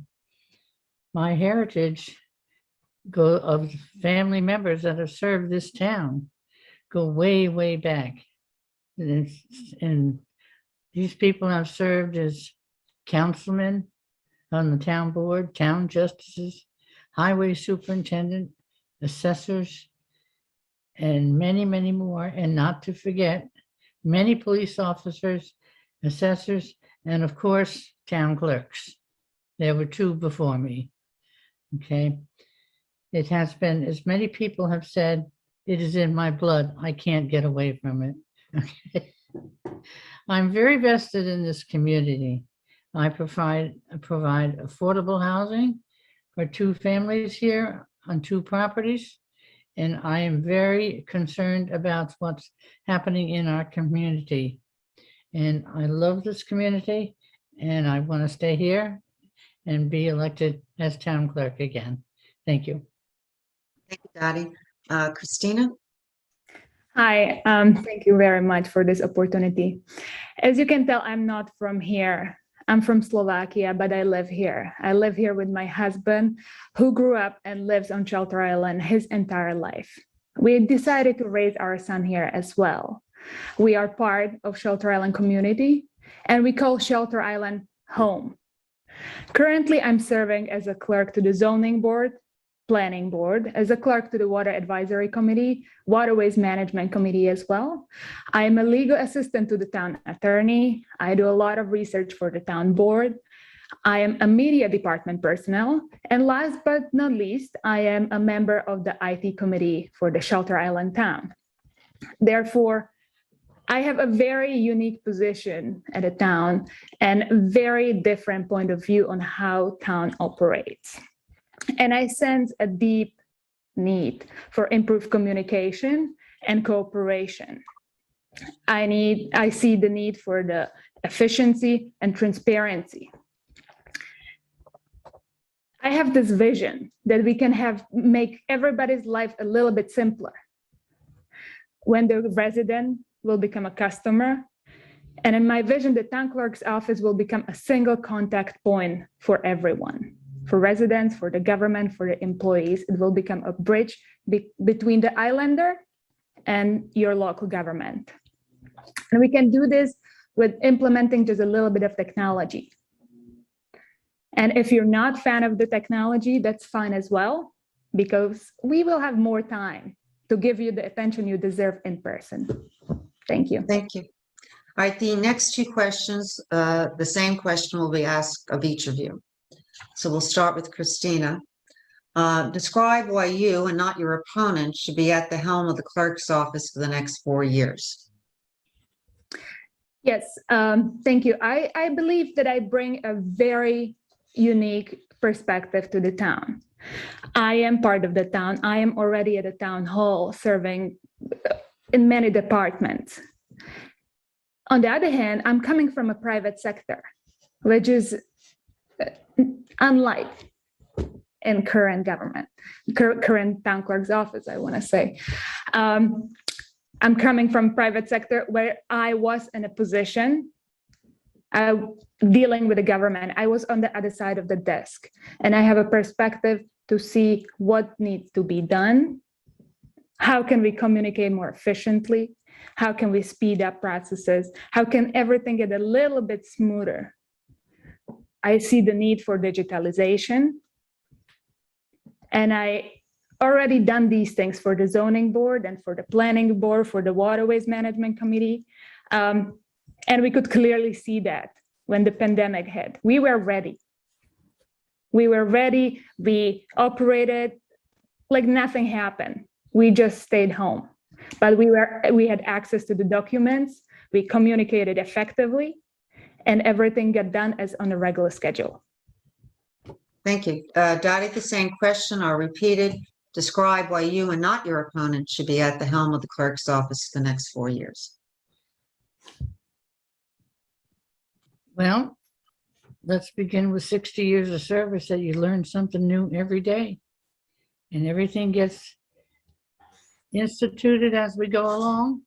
And we are in all kinds of contracts with digitalization, and everything is done on the computer as much as possible. All we use is our fillable forms, which are provided for us by the state, especially for like births and deaths and marriages and so forth. That and all that kind of process just makes it faster for people. People come in, and then when we get them something real quick, they're very happy about that. And they say, well, this was such a nice, easy process. And they appreciate things like that. We get a lot of compliments, me and my team here. We work very hard to keep people happy. And we just keep working and we want to do so. Okay, thank you. Okay. Dottie, this question, well, the next question will start with you. Okay. There's no rebuttals on these or Right. reactions. What are the biggest challenges that the clerk's department faces now and in the next term? How would you prioritize them?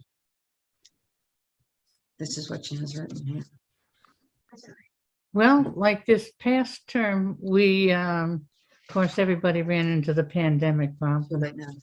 And we had to work around that by opening the windows on the back of our building here to do business through the window because we could not close down the office. There was too much going on. So our team came up with the process to open the windows and just do it through the window. They're standing in the parking lot waiting to get waited on. And that's how we did our business. We never closed our office. Other offices that were in the town were closed down completely. And we couldn't do that. That the people deserve more than that. And coming up, you never know what's coming up. You never know what's coming in that door when it comes in that door. Now that we are all either masked or shielded, or we got plexiglass all over the place, we are working very smoothly and it works very well. So I cannot say what will come up, but when it comes up, we will hit it head on and accomplish whatever needs to be done. Do you have any sense of priorities and the challenge that you anticipate coming in?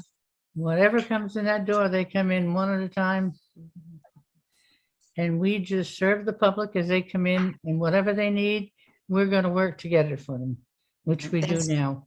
Thank you. Thanks, Dottie. Christina, same question. What are the biggest challenges the clerk's office faces in the next term, and how would you prioritize them? Yes, the biggest challenge, I believe, is the slow digitalization. Exactly. We were able to close the offices. Not that we had to, we were able to, because all the other departments were already digitalized. As I mentioned before, we were able to get the stuff done anyway. Town clerk's office had to keep the window open because we are the only town on the East End that doesn't process payments online. We have the departments that accept the credit cards. You can pay your taxes with a credit card. This or next month, the building department will receive a credit card. We need this opportunity of the convenience to take care of the business from the comfort of your home. I have a husband that works off island and purchased a car 6 months ago. But he catches 6 o'clock ferry and doesn't come back until 5 p.m. There is simply no way that he can get to the town hall between 9 and 4. He needs to purchase the parking permit online at 10 p.m. while he's watching Netflix and paying his bill from the phone. Do you have a sense of priority, though, in the things that you mentioned? Absolutely. The first one will be to bring town services online. Be able to pay with your credit card online or in person. Also, the option to pay with a cash and the check will remain as it is now. It will never disappear, but the opportunity of the convenience will be added. And this will improve everything else that is there on the list, improve the efficiency and the customer service. It will improve the response time that we have. We have several litigations on the table right now, and it is caused by inefficient work, unfortunately. Thank you. Now, the next questions you are, again, you'll have the same time, but if you wish to rebut or react, you'll have a minute. So just let me know if you do. So each of these questions are going to be different for each of you. So let's start with Christina. Please describe all the duties, responsibilities, and services of the clerk's office as you know them at present. Yes, so this question is facing me a lot of time. people tell me, how can you possibly know? The answer is simple. There is a law. It is a town law, section 30, that fully describes powers and duties of the town clerk. All right. There are a little different in every town. Our town clerk issues some of the licenses, record all the monies, certificates of oaths, certify the papers. I am the notary public, if anybody's questioned that. And also, she can appoint some more clerks to help her with all these tasks. So this is a purely administrative task. And I believe I can do it very effectively since I've been doing it wearing a different hat already. So yes, thank you. Thank you. The next one is for Dottie. How many people work for the department full-time and part-time? I am full-time and I have 3 full-time workers, 3 deputies. And they work, the one works 30 hours a week and the other 2 work 35 hours per week. We are not allowed to hire more people. The town board does not let us hire more people. We have a strict budget that we have to follow, and that's what we do. We cannot do that. Thank you. I have a I'm rebuttal. sorry, your yes, reaction, yes. Yes, it is not that the town board won't allow to hire more people. It is the state law that restricts the town clerk's office to town clerk and 3 deputy town clerks. Thank you. Christina, this is for you. How are candidates for openings in the clerk's office recruited? Are the positions publicly advertised? Yes, they can be. They can be. I don't believe they always been in the past, but they can be. You're interviewed and it's absolutely up to the town clerk's discretion who will be hired. The intention, of course, would be to discuss this with your other deputy clerks and with the town board and with the other employee in the town to see the needs. What's really the need? What kind of employee you're looking for? Do you need somebody who is well organized with the archives? Do you need somebody who is really great with the technology? Or do you need somebody with a really extensive experience? Do you need somebody with fresh and new perspective? This all needs to be considered. Are the positions publicly advertised? I believe that currently they can be, but there is no need. The deputy clerks serve on a discretion of the town clerk. Well, are the positions that are open for deputy town clerk advertised? They can be. They can be. I am not sure what was the practice of past 40, 60 years. Okay. All right. Dottie, the next one is to you. How is the department structured from the top down? Who reports to whom? Well, I am the town clerk and all 3 deputies report to me. We work as a team. We all work together. If there, whatever project's being worked on, we all stick together and get it done. Okay.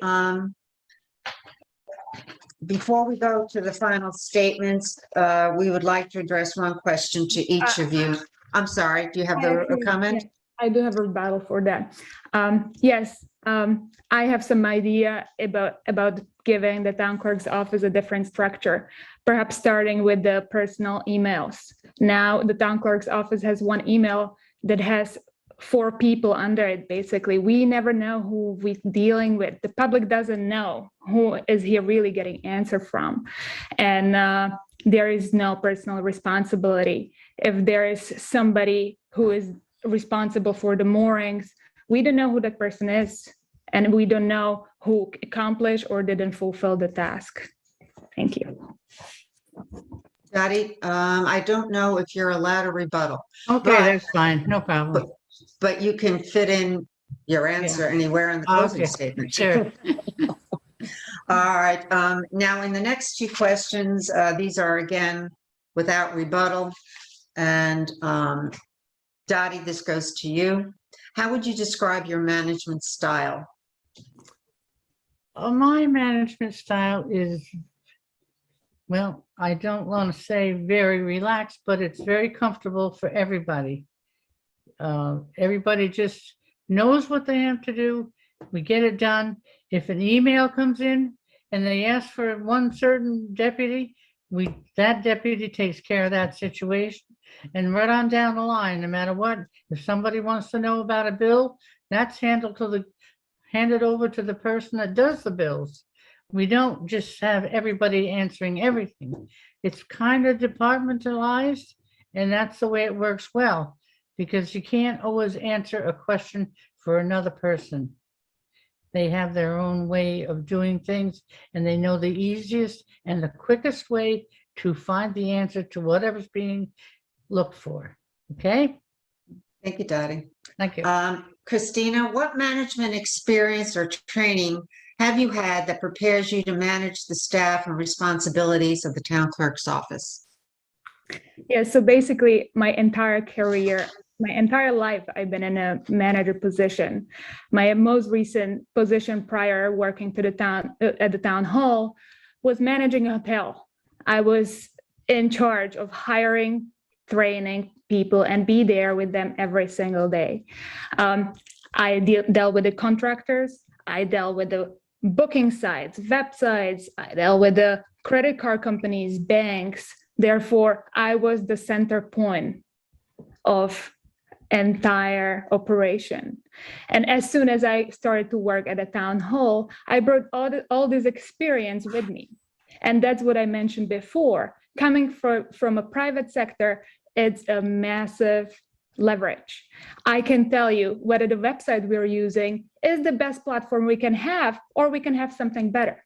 I can tell you whether the credit card processing fee is too high or suspiciously low. This is the lesson that only private and volunteer sector will give you. Thank you. Thank you. I'm going to invite now each of you, beginning with Dottie, to make a closing statement. Okay. First of all, this has been a great event. I really appreciate this. Credit cards were mentioned a few minutes ago. We are presently getting into a contract, so we will do everything through the credit card. Everything this has been worked on for the last couple of years. It takes a long time to get contracts like that straightened out the way you want it, because sometimes it's going to cost the town too much money, and we can't be put into a process like that. We have to make whatever conditions we do has to be the best for the people that have to do it, and the company that we go through. So we've got that all under control. We were supposed to be doing the building department in September, but something happened there, and they haven't started it yet. I don't know what kind of a snag they ran into, and we're getting through with we've been doing recreation for quite a while now, and that's working very smoothly. And you kind of just have to step into this and get everything ironed out before you keep adding more and adding more and adding more. So we have to be comfortable as much as the people have to be comfortable. We can't charge them too much. But I love an event like this. It's great to let people know more about our office. People are invited. They can come in anytime they want. They can come see how we work. Even during the pandemic, we had to come up with innovative ways to serve the public. And business was conducted via 2 windows, plus email, telephone, every way, letters. We still had the same thing going on every day. And other town hall offices were closed. So that made it even more responsive for us to try to fill into what didn't get done that way. If somebody wasn't in their office when they were supposed to be, we had to try to help people out as we go. Thank you, Dottie. Your time is up. My time, oh, okay, I'm I sorry. have more to say, but That's all right. Christina? Yes, thank you. This has been an incredible experience. This is in that. Talking to the resident and the islanders. In fact, confirm that there is a desire for the digitalization and for the modernization. People do want to use their credit card, and the town clerk's office has been authorized to take these payments in 2020. We are reaching end of 2021. Recreation department had this place within a month. Anyway, there is no doubt we had some great people working at this town. They provided excellent service. But the question is, how do we get to tomorrow? How can we do the things a little more efficiently? How do we move forward? How can we provide a little better service? And perhaps you're thinking, I don't care about the technology. But imagine this, you come to the town hall and pull into the parking lot that is not that big. And let's say 3 out of 5 people already renew their dog license online. You will have more parking space. You will come in and there will be no line in front of you. And you will get the service that you deserve in person as you wish. And we will have more time to assist you efficiently. Thank you. Thank you. We're going to now invite all of the candidates to come back on screen, and Lois is going to be asking individuals questions that came from the community. What are the green priorities for each candidate?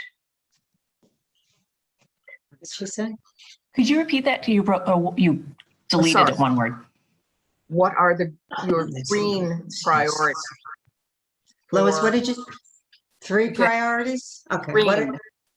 Green. Oh, Green green. Oh, priorities. green. Green. So who answers this? I'll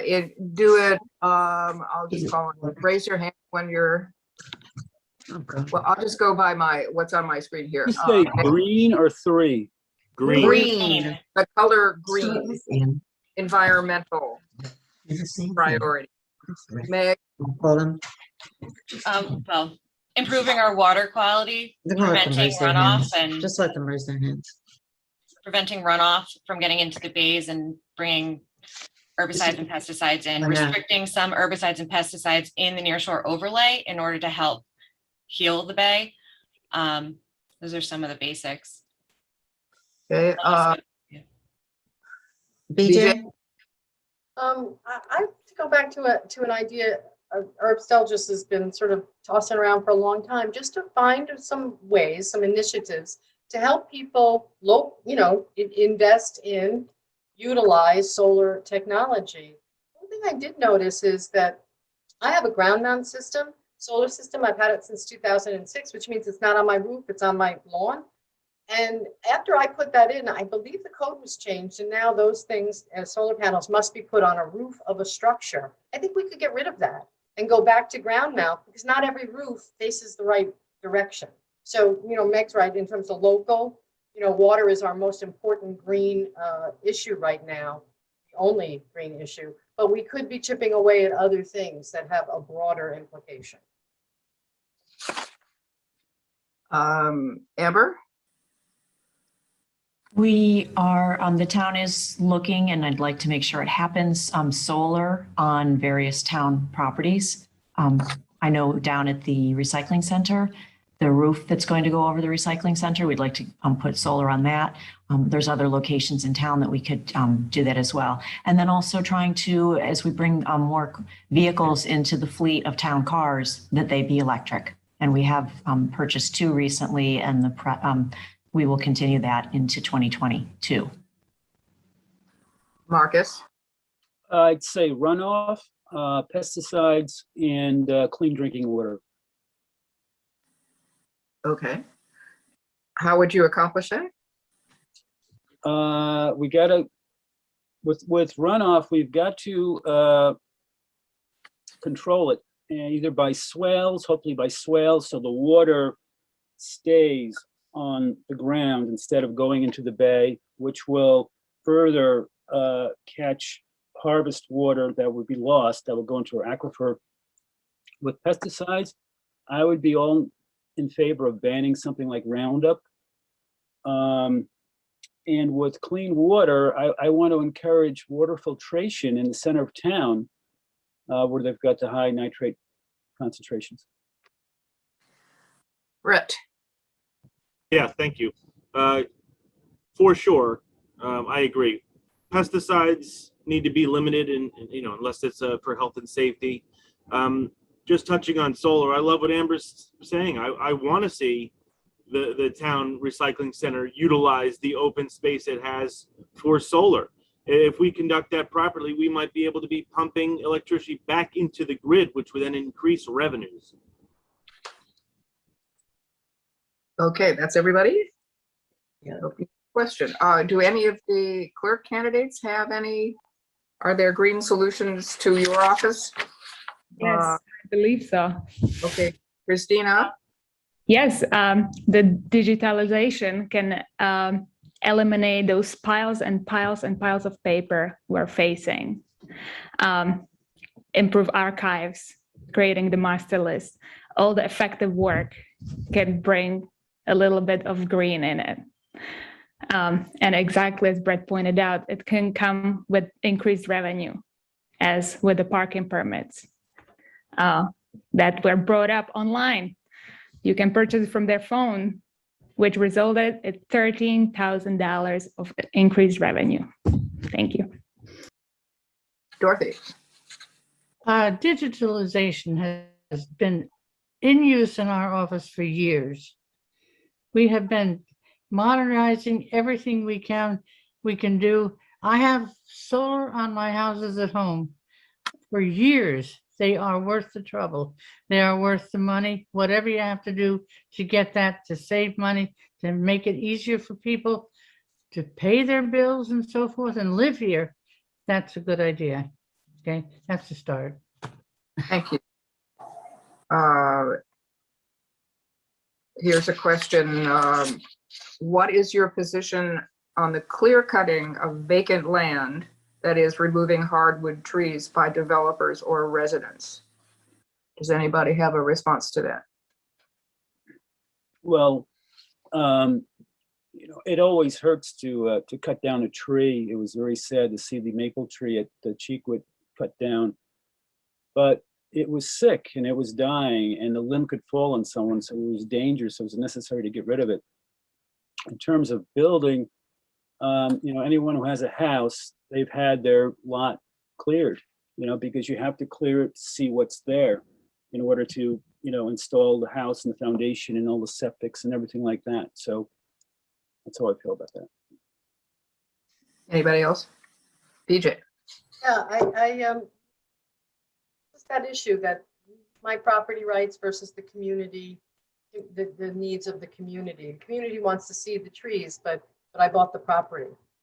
We do have, in fact, within the 100-foot buffer zone, that you can't take down the trees, and I think that's a really good regulation, and maybe a good place to stop with the regulations. Like we can all see the reason and the need for that, and any further maybe is not in the interest of the individuals. Brett? I'm quite concerned about if you go down to Manhattan Lane, everybody knows where the trees were topped down there. I'm pretty concerned that is going to happen again. I would immediately be proposing something with absolute teeth to prevent that from happening again. I found that to be offensive in a number of ways, that those trees were cut down. It was unbelievable to me. Meg? The question's a little bit vague, but if you're just clearing land for the sake of clearing land, I'm not necessarily a fan of that. Some of it can be habitat restoration. If you're infested with a bunch of invasive species, then those plants then can take out the native vegetation, and it's important to clear them for the health of that piece of land, and also to maintain the habitat of the animals living there. For construction, you're going to have to clear some land. It's inevitable. There's a responsible way to do it. And it's also a safety feature sometimes. You know, if you have old trees and people walk on your property and they can fall and hurt somebody, it's, you know, something you have to consider. Thank you. Anybody else? Okay, here's another question. What is your position on sources of funding for the town's unfunded pension and benefit liabilities without raising property taxes? Any takers? Yes, I'll go with that one. Okay. The town's unfunded liability, I know it comes up from time to time, and a number of years ago, there were, articles, across the country talking about, Chicago's unfunded pension liability. I think what people have to keep in mind is that the unfunded pension liability is looking at a number as if the town stopped business today and that we had to go pay out everyone's pension at this point in time. And that's just not going to happen. We're going to continue on with government. People are going to retire when it's time for them to retire. It's going to happen, in waves instead of all, a tsunami. So I think that we need to, the town's pension monies are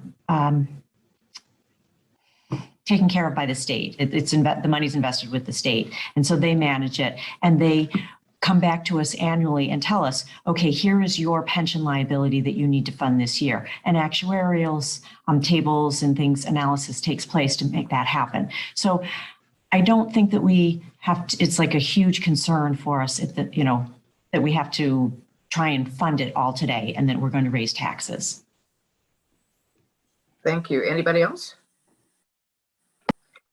On a totally different subject, would you support reconsidering the opt-out of retail cannabis sales, given the state has legalized adult use and tax money can go to improve the island? Who wants to take that? I'll take that. No, I think we should stand by and monitor and see how this progresses in other towns. I would be too worried to allow any type of off-island entity or corporation to come in and set this up. There's too many unknowns here in New York because it's very new, and we need to take a very measured approach to this. Thank you. Anybody else? Yeah, I would agree with that. And also the state still has its work to do with respect to setting up the oversight board and things of that nature before anyone can move forward. So I think sitting on the sidelines and watching is a good cause of action. Lois? Yep. And I would like to add that, if we weren't an island, I'm not sure I would be so against having a retail store. But if we're the only place on the eastern end of Long Island, besides now the Shinnecock Nation, offering this, I think it would increase traffic, and to what end? I mean, I think it would almost be an imposition on people who live here. Thank you. Let's see, I think we have time for another one. All right, here's a two-part question. At present, the CPF, which is the community, what is it? The Preservation Fund. Community Preservation Fund is holding a little in excess of $2 million, which has been segregated for water quality improvement projects. Currently, a ceiling of $6,000 has been placed on reimbursement from the town for installation of advanced septic systems when the local law permits reimbursement up to $15,000. So currently there's a ceiling of $6,000, but in fact, you could get 15. First question, do you think this ceiling is appropriate? Who wants to take that? I'll say, no, if we're allowed to do 15 and we have the CPF revenues, which have increased specifically during the pandemic, and we're on this call talking about what we need to do for the island's aquifer, let's spend the money. Let's give the homeowners the money to make the changes that we need. Let's get it out there. Let's not sit on that. Let's raise the cap from 6 to 15. Beck. I can tell you that not everybody uses the full 15, The only people who have used the full 15 had extremely complicated situations, and they were voluntarily upgrading their systems in very sensitive areas. So the reason why it was that expensive was because of their situation. Most people don't need the full 15, but I do think it's good to have it as an option. Anybody else? Yeah, just to weigh in, the number was well, first of all, of the 2 million, there is, I think I should have looked at the numbers before this, between 600 and 800,000 that's already committed to people who are moving forward with it or, are in the process. So not all of the $2 million is currently available. We also had an infusion of $500,000 in 2020 from 2020, all of the home sales that took place. Some years our infusions have been 300,000. So we do have a high number at the moment, but we can't guarantee that that is going to continue that trend. And I actually anticipate, because all these homes turned over, that there'll be a lull in the market at some point. That said, the 6,000 was determined based upon the fact that there were state grants, county grants coming out of $10,000 each that helped to offset. So some systems have cost 20,000 or a little above 20,000. Some systems have cost 53,000. So it's the 6,000 was determined based upon what was the average payout that we were that was happening at the time. And you can get $2,000 for financial hardship in addition, and you can get $2,000 for putting in a shallow drain leaching field. So there's a little flexibility there, and it can always be changed if there's an increased demand. Thank you. Anybody else? I'm good with it. I'm sorry? I'm good with it. You're good with it. Okay. There is a second part of the question. I'm not sure I understand it, but maybe you will. Do you think there's a program the town could be using now, given it has this $2 million available to it?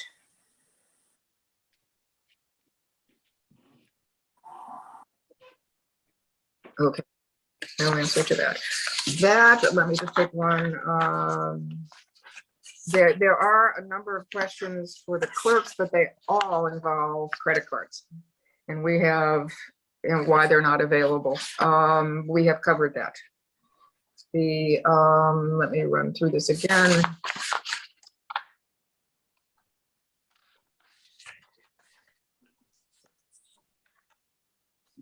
So many of these others we have covered, and we've run out of time. And I hope that the public will keep their questions coming and participate come to the town board, ask questions, go to committee meetings, stay tuned. It's important to be active in this town. And that's what I'm going to say by way of saying adieu. If I find the right page. Thank you. Thank you. And Thank you. Thank you. moderators, colleagues, and the public for joining us. Your next step is to vote, or maybe it's to register to vote. And if you haven't registered, you have a few more days. The last day to postmark your registration or to do it online is October 8th. Today, at this recording, it's October 2nd. Election day in person is November 2nd. The last day to postmark an absentee ballot is also election day. The last day to request an absentee ballot is October 18th. All these tasks, other than direct voting, can be accomplished online. One of the sources of information is the Suffolk County Board of Elections.com. Early voting, there is early voting, but not alas on Shelter Island. Early voting is October 23rd through the 31st, but anyone may cast a ballot, including a Shelter Island ballot, at the single early voting location in each of the other Suffolk County towns. Finally, there are 5 ballot propositions to vote for or against this year. These are also listed online on the Suffolk County Board of Elections site and in the League of Women Voters publications and videos and online sites. I hope I will have more to say about this soon in the Shelter Island Reporter. but do vote. Government begins on the local level. Participate, exert your influence, and thank you. Thank you. You may now leave the meeting. Thanks all. Have a great Saturday. Thank you, you too.